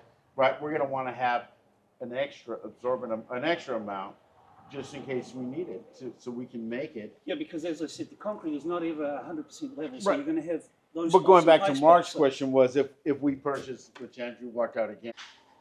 Depending, like you said, if it's hotter in the day, Yeah, if you're in, put less. So yeah, so like say if we're working, Donald, if we're working, right, and the temperature's hitting 82, 83, 84, right, and we just got through laying out some product, we're gonna make some more, and now the sun's been hitting that surface at the temperature staying 82 to 85, it's rising, the temperature of the surface is gonna be changing a little bit as the sun. The longer the sun's hitting the surface, it's gonna raise the temperature, correct? The hotter it is, the less BPO you use. That's what I think. Yeah. But I'll That's say what she was something saying. to If clarify. if it's lower, then you want a little more because now you can work it a lot quicker. You don't want to deviate too much away from the chart. I think the point being, when you get to about 80 or 85 or so, the surface can get to about 100, right? Correct. So we don't want that. But if the surface is getting to 100, that does not mean dial back from the listed amount. So if you're working at that 80, 85 or so, Right, but. right. So as you or get not closer, do it at all. Yeah, I'd say pull off. Exactly. It's a limitation of when you can apply, more so than do I tweak the amount. We're shooting for that sweet spot in the AM. We'll talk about that. We've seen that in the traffic guard, in the auto guard. And go with your first choice Yeah. for 6 a.m. Gotcha.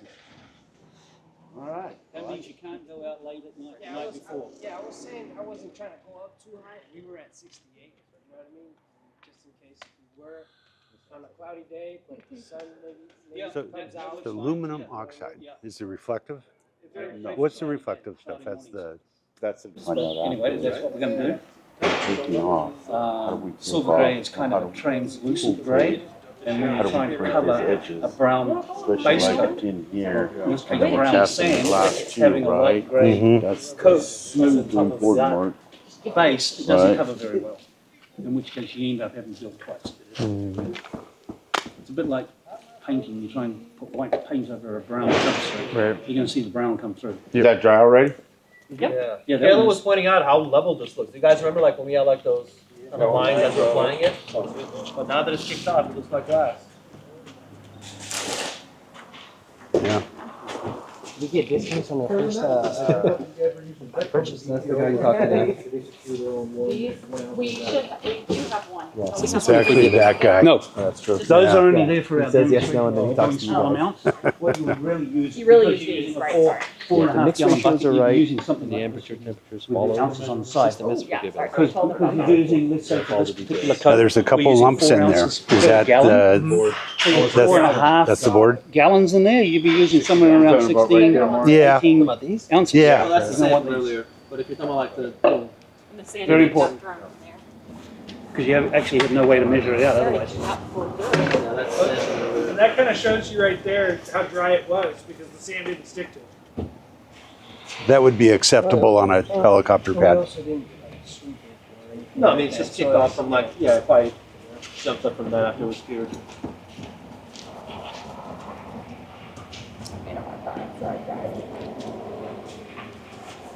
So we're gonna let this dry. We're gonna let that dry, and then we have one that we kind of broadcasted. We'll put the clear on top of that. Okay. Yeah. Guys, one thing about what Darren was discussing here about the spike rolls and the aesthetics of it, this is what you're going to see, because on the last step, we're just gonna put clear on top of this. So if you have any visible ugliness on the surface, this will be shown. So where I was saying like that's a bit more forgiving, Dirk picked up questions asked about, like we have to clean every time. This step to this step, like this may be something right here. Say that was not too much sand, but it was like a leaf or something that was stuck in the substrate. That may show through on the final. So be mindful of this being your aesthetically pleasing finished product. That little pile of sand will actually blow off and it'll be completely level. It won't we'll matter pick for this this. up before we're But done. if you had some kind of foreign matter underneath it, is what Vulcan's getting And at, you sometimes won't bugs. see I it. don't know about RTS, but like on the urethane side, you'll see like bugs and bees and stuff. Yeah. So you want to flake those guys off and maybe like grind them down. Okay. Last step. So for the helipad, are they doing gray and then they're colored emblems, right? The red H and. It's red and white. We've got a picture of it. Is it stripe You're doing on top but afterwards? you're doing gray on top, right? Like the gray. No. Right? So Because you said clear coat, because that's what we're talking about here. But Right. would they do gray? Are you doing striping once the system is finished with the red Mark. thing, or we're putting that red on top, right? Well, that's the base color. We're still waiting for them to pick. Okay. Yeah. Everything else will be white. is what I'm asking? Is are we going powder in the RTS, or are we coming back with? There will be paint on powder in the top? RTS. Yeah. Okay. Still figuring out what that powder Got it. will be, but there will be powder. Because that's if it's not faded, that's the safety red, and we have that. So maybe some of it is silver fox gray or whatever, and the rest could be. Well, that's what I was asking in the sense of like, if we're, say they're doing like a standard gray, Yeah. and then they do the red Yeah. versus like doing the whole thing red or then trying to do something over Well, it's it. actually, it's red on the outside. There's a big, we got like the big cross with Right, the. yeah. Like how- Yeah.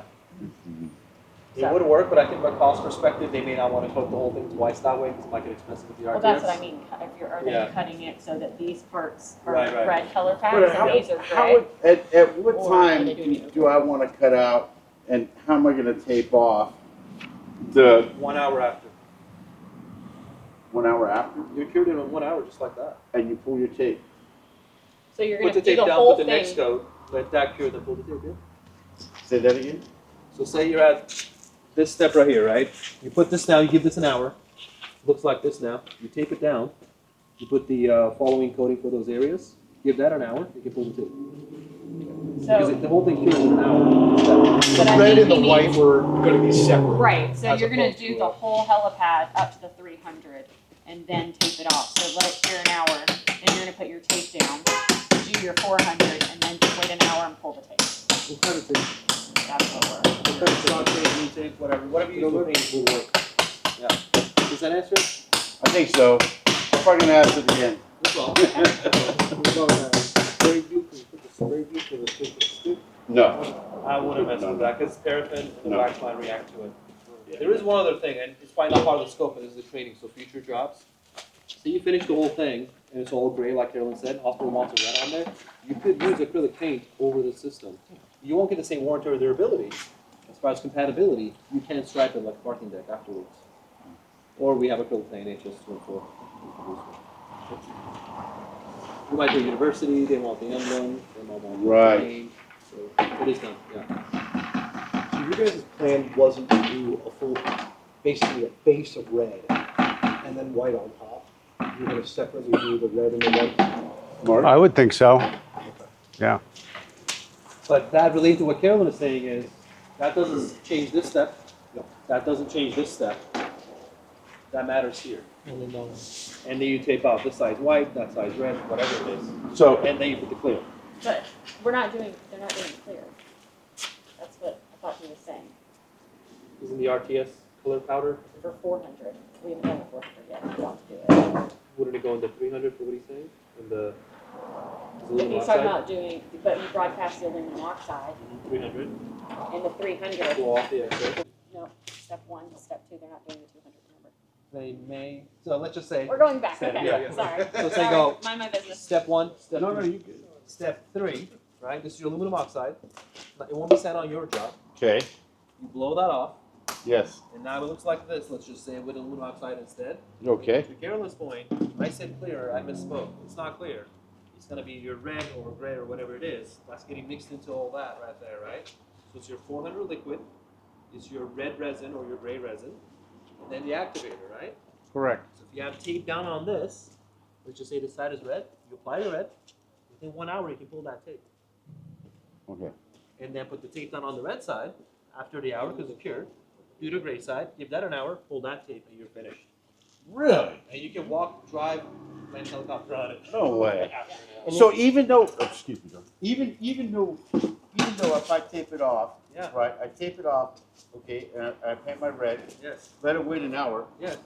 Whatever the material that's on top of the tape will be Yes. able to pull. It won't be all hard and No. crunchy and all that. No. You can still pull it up, and then I can tape off this side. Yes. That And create do that the other same color. Yes. create that same straight line. Yes. It's kind of like asking after this is not wet anymore, 1 hour's passed. Yeah. Can I put tape and pull the tape? Yes, you can. Wow.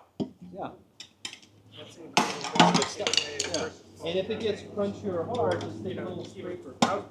What's that? If it gets crunchy like the primer did, which it won't, but we'll out there, it won't look like that. You can scraper right here on the tape. Wow. And if there's a lip, you can grind it down. Did you hear that? Yeah, I did. I sure did. You hear all that?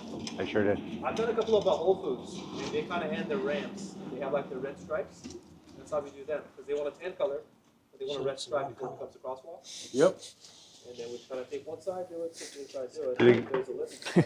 Do you get any bleeding underneath the tape? No, but the guys will feather sometimes. They don't just like let it up like this, obviously. They'll kind of like feather it 2 inches out. Let's just say it finished like Oh, that, I over see. that.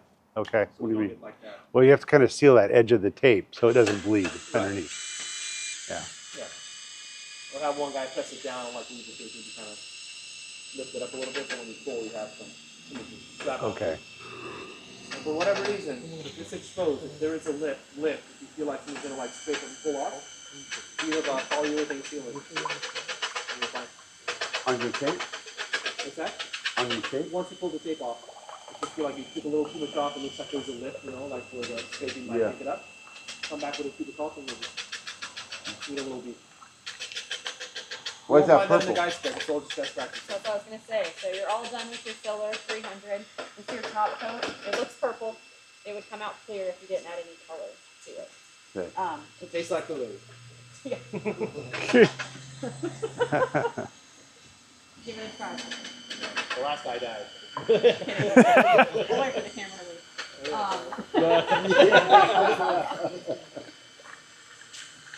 So this is where, if you're so you pre-mix your bucket like normal, 3 minutes. Correct. And then you're gonna add your 2 color packs like we talked about. Dump your 2 in. You can when you mix it. It's still fine. You can Right. walk away. How you put everything in there. So all your 400 be the same. This is what decides your color. So if it's red, gray, whatever you end up deciding, won't change anything to do with your buckets or your BPO. So, okay, and So if you chose red, you get red color cups. 2 packs per bucket. Per full Or bucket. gray Okay. or white, whatever Whatever you choose. color. So your which I will say is one thing I've seen people appreciate about RTS because they can, if they don't use it all or something, but they know they might have another job, if the customer picks another color, your buckets aren't, you know, you can still use them. It's not like, oh, one customer chose tan, one chose gray, my top coat's gray, I have to order tan. You just order different color cups to use. Gotcha. Do any of the pigments have like a metallic option or a reflective option? Yes, for, I got like, this from road Sean. striping and things like that? Officially tested, no, but we I'm have not like some, adding you too know, many patches to this. I Not just anything add good, one, yeah. sign, But in the pencil, cool sign. it's mostly just safety For colors of 10, like the yellows, 17, greens, and and blues. he sent me another story But say you yesterday finish this too. whole thing within Okay, Neogard, so there are here's options my that are on reply. the boring side. You come back with a Hawley's Crease Natural, do a Yeah. metallic effect if you want Sure. to. I gotta spell all Where this goes, correct. how much it costs and where they want it. Typically, it's about the turnaround and use. Just to be the commercial outside of application. I've only ever seen that in underground parking structures, where they need like UV light reflective, so people drive over to like. Yeah, he sent me one My market's yesterday. a lot too. more like, you know, physical Door, pads door. or things that are installed afterwards, but It's very limited. It's only striping that I've ever seen. yeah, like the tape I've seen as well. And we've now got the urethane, the green, Yeah, electric we do. car stuff. The EV. The EV green. Sponsored by Nolan. What? These are electric. We've now come out with a the EV green, you know, the lime green, what it looks like to me, that you see for these electric cars. Yes. For spaces and stuff. We Yeah. have that green now. Really? We have safety yellow. Oh, wow. You guys have the bike lane green too? That's the same thing, It's no? the same color. Pretty close. Yeah, it's the I same know color. it's the same. I know it's close.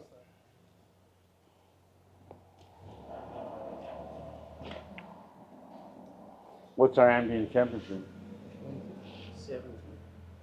We at 70, so you're gonna stay with 70? Yeah, right? This Do we want our mixer to mix? And it calls for 3 Darwin, you want to ounces mix? Yeah. per gallon. Don't forget, that's always per gallon. Per G. So how much would I need if I'm only mixing up quarter of a gallon? Really? So if I put 3 ounces per gallon, but I'm only mixing a quarter of a gallon, I need 2?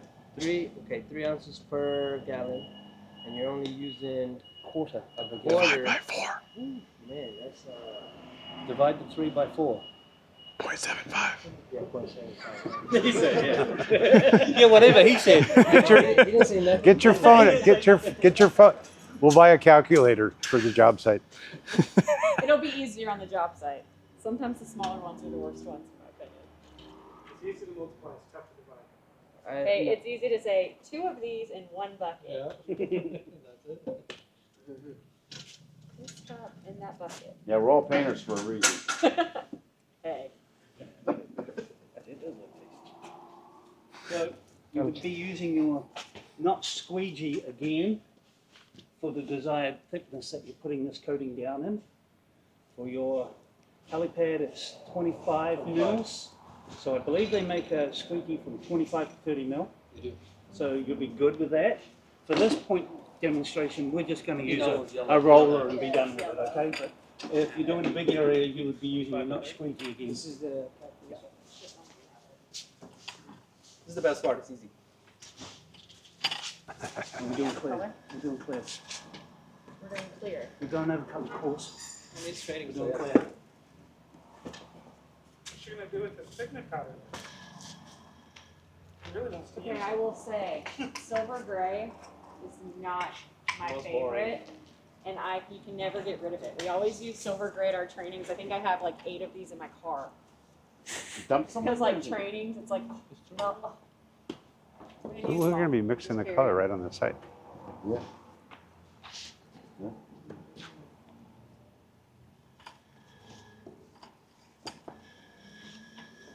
And all these products come out of Texas, is that correct?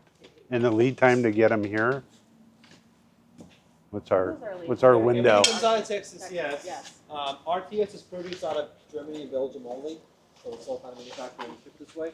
But from us to these guys, it comes out of Dallas about 5 to 7 business days, we say. Okay. Yeah. So if they have it on the shelf, you'll have it available. It's not about a week. So the question really relies on the fact, so you have it on the shelf. So when we Oh, yeah, order we it, have it's it on on the the way. Yeah. There isn't a delay. You don't have to order it from Germany. Not as of last Monday's No. call. No. Yeah. Yeah. We keep inventory calls. We're good. And I'm sure you guys may Yeah, have we don't project have to where wait it's for it to come from Belgium. No. I go pick it up. I know, I tried that too. Oh, we gotta get busy here. Go to the job site in the Bahamas and then That's like to Belgium. So Darren also This is covers our marine a side. coloured quartz or So decorative quartz. we're So unpacked it would be like getting a different clear coat. coats. But you don't want to put colour 92% coat over of something the you just cruise paid all liners. that money. Oh, wow. All right. So it comes in So purple he in the also bucket. does technical Dry services for marine. So we're gonna do So it. he'll go to Clear the coat Bahamas for over 2 your weeks decorative because a cruise liner's been brought pretty to dry floor. dock to be recoated. Get your And he'll roll be wet. like, sorry guys, I can't Roll handle the it Bahamas. I'm like, oh, I'm so sorry.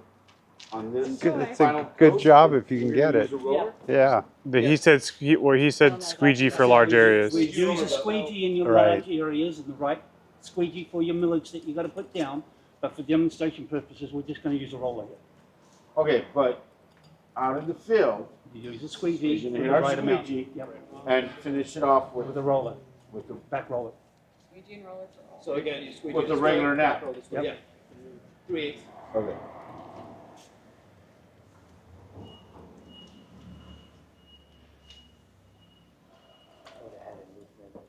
Again, self-leveling. You'll see, it's gonna come out beautiful. I think we have lunch coming, so by the time we're done eating, it should look like every one of Carolyn's jobs. Perfect. You always want to keep a wet edge so that you do not get any dry, shiny spots. Roll it in a straight line and try not to get any Up and back. spots. All the way to the end, all the way back. There you go. That's just a clear coat over a decorative quartz. This one here, as you can see, they didn't use regular colored brown sand like we did. They've used a colored aggregate. Okay. If we've used brown sand, this is where the silver gray. It's very hard to cover it. Silver gray is going to cover this one just fine because it's already gray. And with this, on this final product, it would just be just one time on Yeah. a roll? Yep. We don't need to cross hatch, just straightforward, No, straight your back? crosshatch is actually doing a very nice job. So, appearance-wise, if you want to crosshatch it, go right ahead. See how he's taking all those lines out of there?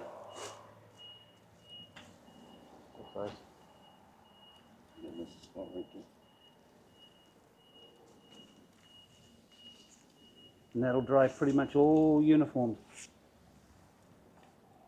And your customer that paid all that money for that nice, pretty balcony will be very happy. Ta-da. And what kind of gloss appearance are we expecting? Is it a high gloss? Is it a satin? It's going to be a satin. Okay. And it's going to dry like this, like a satin sheen to it. But it's clear, so it won't be as noticeable as that.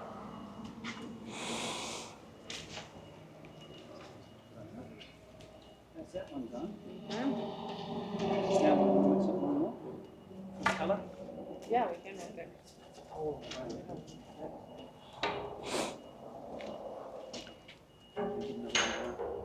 The 300 Probably the biggest shop. was that? Did we add color into that, or Did not. we're So just because the filler is like got a brown to it in Mhm. the sand, you don't.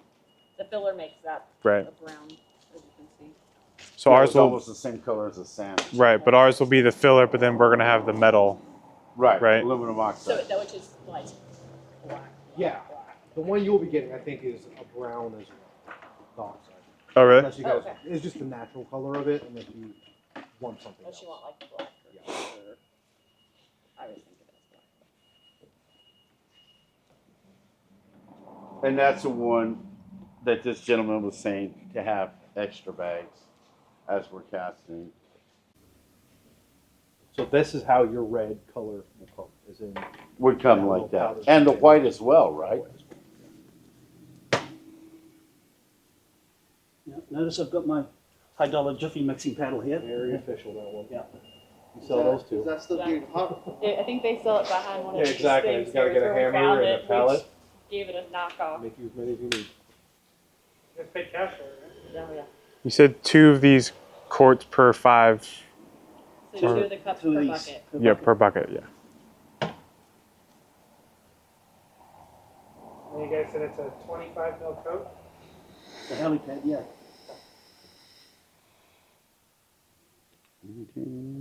Oh, everything.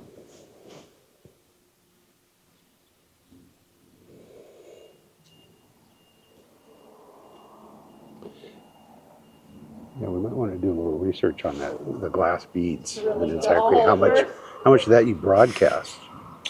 What kind of research? Where are you going to get your research? Google. Last time I mixed something, he was really cute. Do you know the glass beads? Did you guys find them locally? That they're pretty easy to We get get them hold at of, our or- interstate traffic control. Okay, okay. Yeah, because we've used them before. I mean, these guys. What's that? The city guys, they will. That looks like 0.75. Yeah. Right. Yeah, when they're doing crosswalks and stuff. Yeah. Correct. And then we've done them at Costco's. We've done them at Apple for some drains. For whatever reason, they want them on the drains, and we'll paint it. And then we put it on there. And then we've had guys that put a clear over it on at Apple, but there's been other jobs. Watching me, were you? That's nuts. It'll harden a little bit. Are you paying attention to what I'm doing here? It'll harden it. Yeah, that's right. You say that. Now you've said that, I've seen guys from that Crisp company. They do all the crosswalks and stuff. Yeah, they pretty much just blast it on there.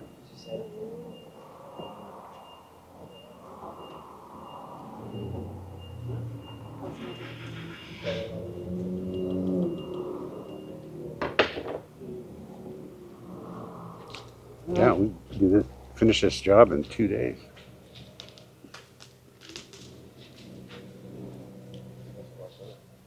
So that's the 400. Yes, sir. Yep. Is that the same roller? It is. Don't help. It's only got clear on it. We're just doing colour, so it's the same material. You You guys can roll never the do wet, that. yeah. We couldn't go the other way, but this way will be fine. Yeah. That's a lot.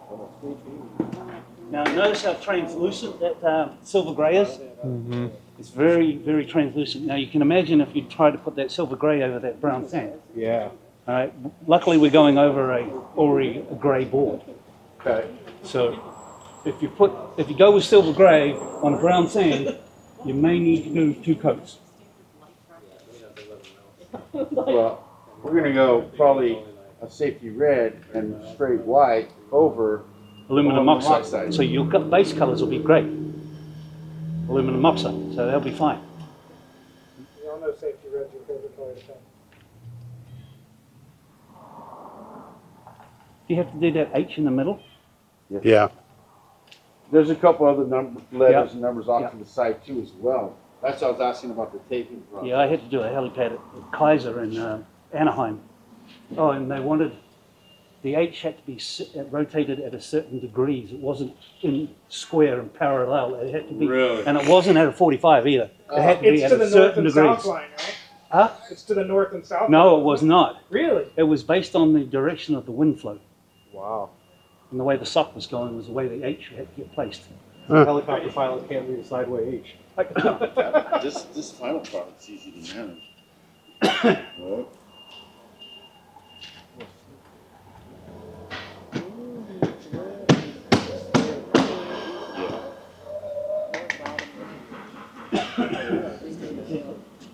Easy step up.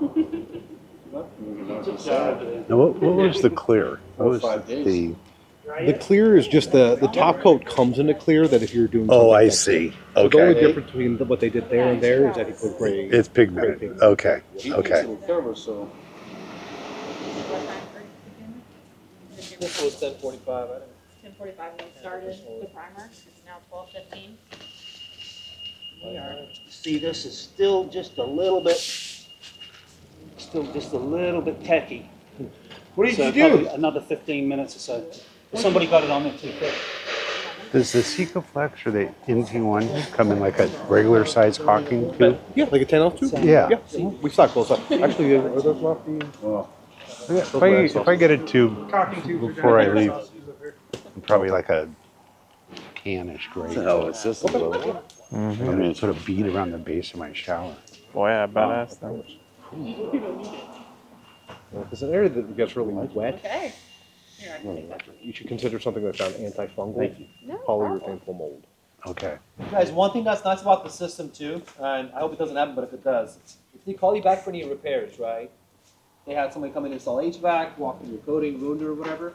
Unlike the polyurethane systems, this is just like every individual step could be a finished coat. So if the 400 is messed up, you just come back and put on some more 400, and you're done with that. You don't have to grind it back down and do 100, 200 base coat. You just put down that. Nice. That's what's nice about it.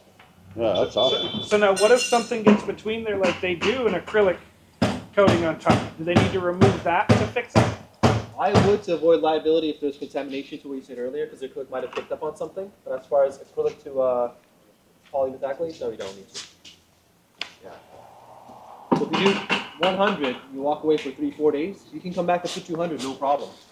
Put 300 the same day, within an hour, put down the 400 3 days later, no problem. That's what's really nice about the system. It is more expensive. It's about 4 times the cost of the regular urethane stuff. But the turnaround capability, I mean, if you have a ramp, I live in Southern California, right? There are a lot of like those small plazas. You got a dentist, a bank, and like a nail salon. Right, So it's one entry, one exit, but it's 7 days. You shut that down on a Sunday night at 7, you could be done A with little this at 10 p.m. apprehensive, right? You're good to go Monday But morning. at the end of the day, So you there is a start place long for enough it, and you just like, but you just can't go sell it as straight. apples to That's apples. it. And that's If what you I educate the owner and say, stand by as a turnaround's guide. important to you. Thank you. Here's how quickly you That's can get in and awesome. out of here. There's a place for the system. Yeah. Get more detail. You guys doing your entryways? You can pitch it and sell it. You make a lot of money. Yeah. Now, like the competitors, like I said earlier, you don't require reinforcement in hours. So that labor step is probably 30% of this whole thing anyway. Yeah. You're selling it for the same price. Right. It's You're finance. selling it for less, but you give the same warranty for the same price. Accidents that come play. So Fabric done right, reinforcement it's all is money. it's an absolute pain in the ass when you have to fabric reinforce the full Yeah, we'll field do because that Monday. you're fighting against time with this stuff already. So you got to get your coating down at the full mill and then get a fabric laid out, make sure it's saturated before things start tacking up You on cut you. out wrinkles. It becomes a and whole repair thing. that. It becomes It a takes a whole lot thing. of time. Well, and in seeing what I've seen with fabric reinforcement, getting people to put enough material under the fabric, on the bottom of the fabric, and then over the fabric. Again, it's not something that, you know, painters are traditionally used to putting that much material. In the waterproofing grade, it's more common to put down thicker coats, you know, 60, 180 Sanding, It mil. grind it. But, takes you a know, lot of skill too, because when you're you have to moving be it, when you're patient. stacking on Sweep it, top, clean you're it, moving it. grind it. Oh, yeah. You break the wrinkles. Use a simple green or something like that. So this saves you all of that. So you guys do fabric reinforcement, detailing, perimeter, Okay. things like that? We do. If it's about more than a hairline crack. 1045 was the first time stamping guy, yeah. But I think you'd want to tape this to kind of see. That's when you. Or pull the sand off and tape this, I guess. Yeah.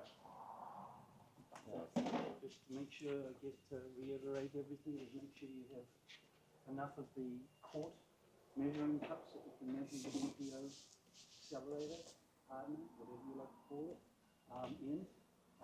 Make sure you have the right amount of squeegee for the thickness of whatever coat that you're doing that particular day, and 3/8 neck rollers for whatever coat you're using, and the neck rollers for whatever coat you're using. Remembering that you can, if you get one of those painted trays, the big fat ones like the 18-inch roller trays, and put some of that in there, you can clean out the loop rollers at the end of the day, or the end of each coat, and reuse them. The net rollers you can't, they're throw them away, but the loop rollers like that one there, you can clean out in one of those painting trays, with a couple of little wool. But we're stuck with a 9-inch frame. It's only been a couple of weeks. That's our application is a 9-inch. Pretty much. I have not seen a loop roller that's bigger than 9 inches, have you? Now, these come in like 9, 12, and 18s, but to his point, loop roller doesn't. And it's a little less control, so I think most guys prefer the 9. Right, okay, and then, so, what I'd say on the finish, we can use the big You board. can use the chip, the 24-inch ones, whatever you guys like. But just remember that now your unlevel concrete surface, by the time you've added all these extra layers, is now pretty much level. So you're not going to get any hollow and high spots in the surface, as per se. So you can use the roller if you wanted to, yes. So if you measure right and you're putting down the right amount of material, it's just a matter of getting it on there as a back roll. So it's no big deal. You totally can.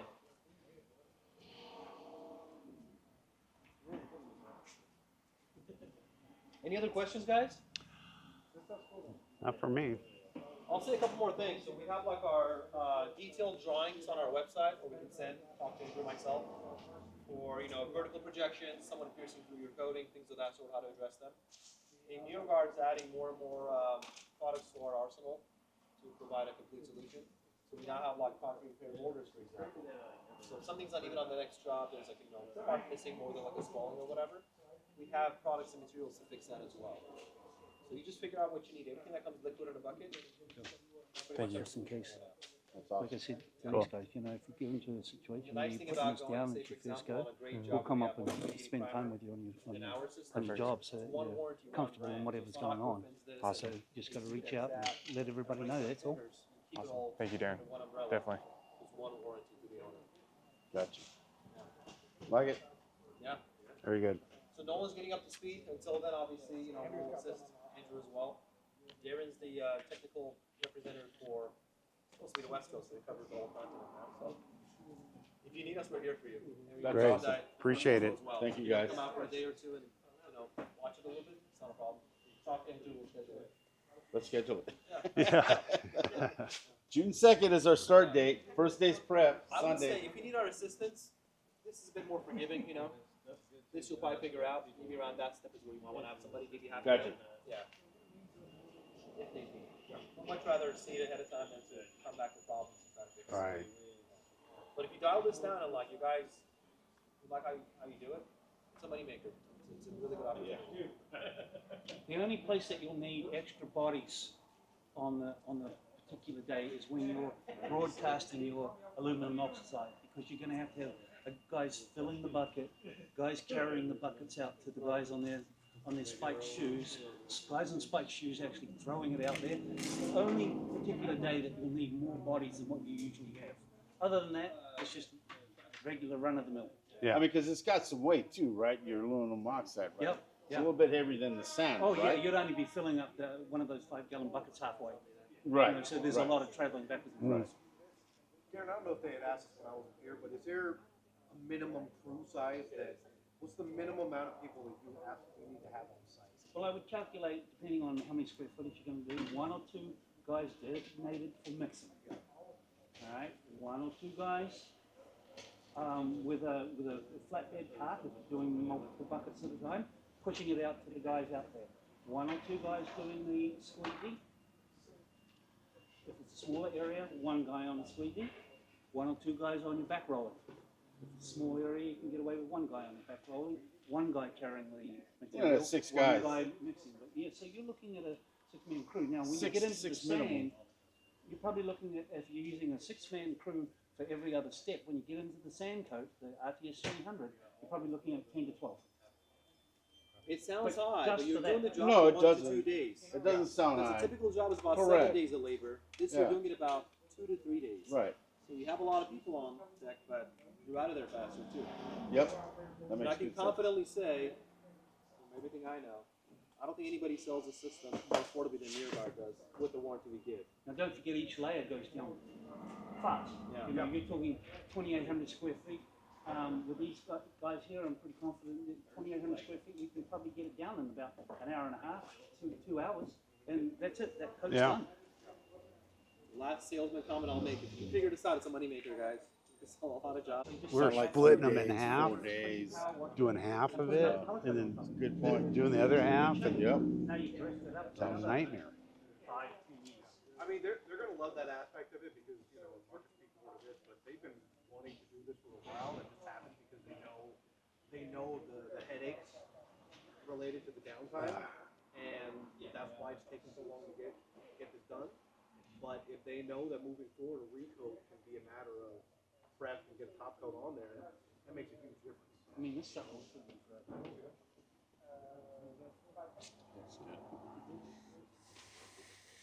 They make all different think it's pretty awesome. Oh. I think we need to get more of these jobs. Charge accordingly. It comes up all the time. Yeah. A lot of times how you sell it to the building owners, because if you come at them with, building owners always want things turned around quickly until they see the price more quickly. You can actually mix that 300 there with sand. Another pair of same thing. They have restricted access to this apartment complex. Ready? Is it done? To float over their system for the week and a half that they're out there. It's also possible. But for years, they just roll a full based system. You're not having to build all that little these piece extra off to the ramps. side that's a hat. Yeah. It's like underneath that bill, but it's warm. Yeah, So it's warm. a little warm. If you leave indents in it, it's still not hard. Yeah. That did take some work to do, that. Yeah. Now, is this something that it is hypercritical to get all of the loose material off? If a little bit gets left behind, like what we're seeing on here, is it gonna hurt us when we throw that clear coat? Yeah, you're gonna blow it off. Blow it off. Just sweep off the excess with a broom, and that'll get the majority up, and then you'll end up blowing it clean, just like you would, coating concrete. Yeah,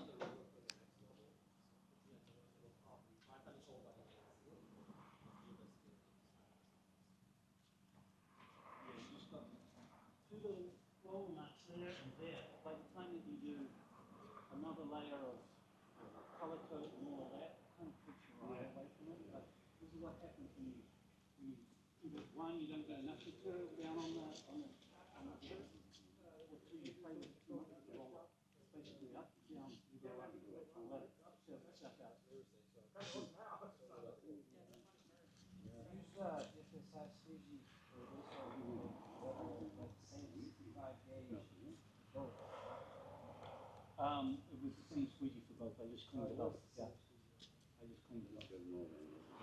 But you would, if this was a vehicle installation, not a helipad installation, the thickness between that one and that one would be different.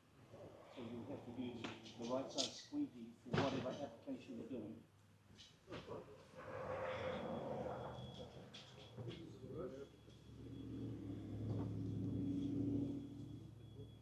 That's a good question. So, on your particular job, you probably want to need a brush. But if you were in tight situations like going around, shelving or bleachers or anything like that, then yes, you would do all your cuttings around the outside with a brush, so the guys coming through with the roller, you get a seamless roll. So yes, weedy rolls are another good one if you're trying to get in underneath exterior balcony railings, where they're really close to the ground. Guy in there cutting it all in with a weedy roller. And yes. Well, I thought about something. This might be important. So the helipad's like a square, right? You can't turn it down so it's at a 45 the size of shave off a little bit. If not, turn it down to the don't leave it just on the glass surface. Settle. Don't just go to the top part. Just wrap it down inside. Don't allow for water to intrude to the sides of the So we're talking about the outer? Yes. Okay. Don't finish on the edge, wrap it down the side. Okay. So if this is your helipad, I'm saying, you have a 45-degree exit here. Right. Carry you to the bottom of the 45. If you don't, if it's just a flat, carry it down and terminate here. Okay. Don't terminate here. And I can So you do don't that break the too by, so the little terrible, right? Take it off. Tape it off, maybe give yourself an inch or 4 inches, whatever is appropriate for the building. Okay. Okay. And lunch is here. Oh, really? Oh, I thought I was gonna paint on the way to coffee, right? A little sticky in the middle, where it's heavier. I know The you're outside gonna edges of the ground. So another 15 minutes would be good to walk on. Thank you guys. Thank you guys. That was an awesome demonstration. All the compliments, Carolyn, all the problems.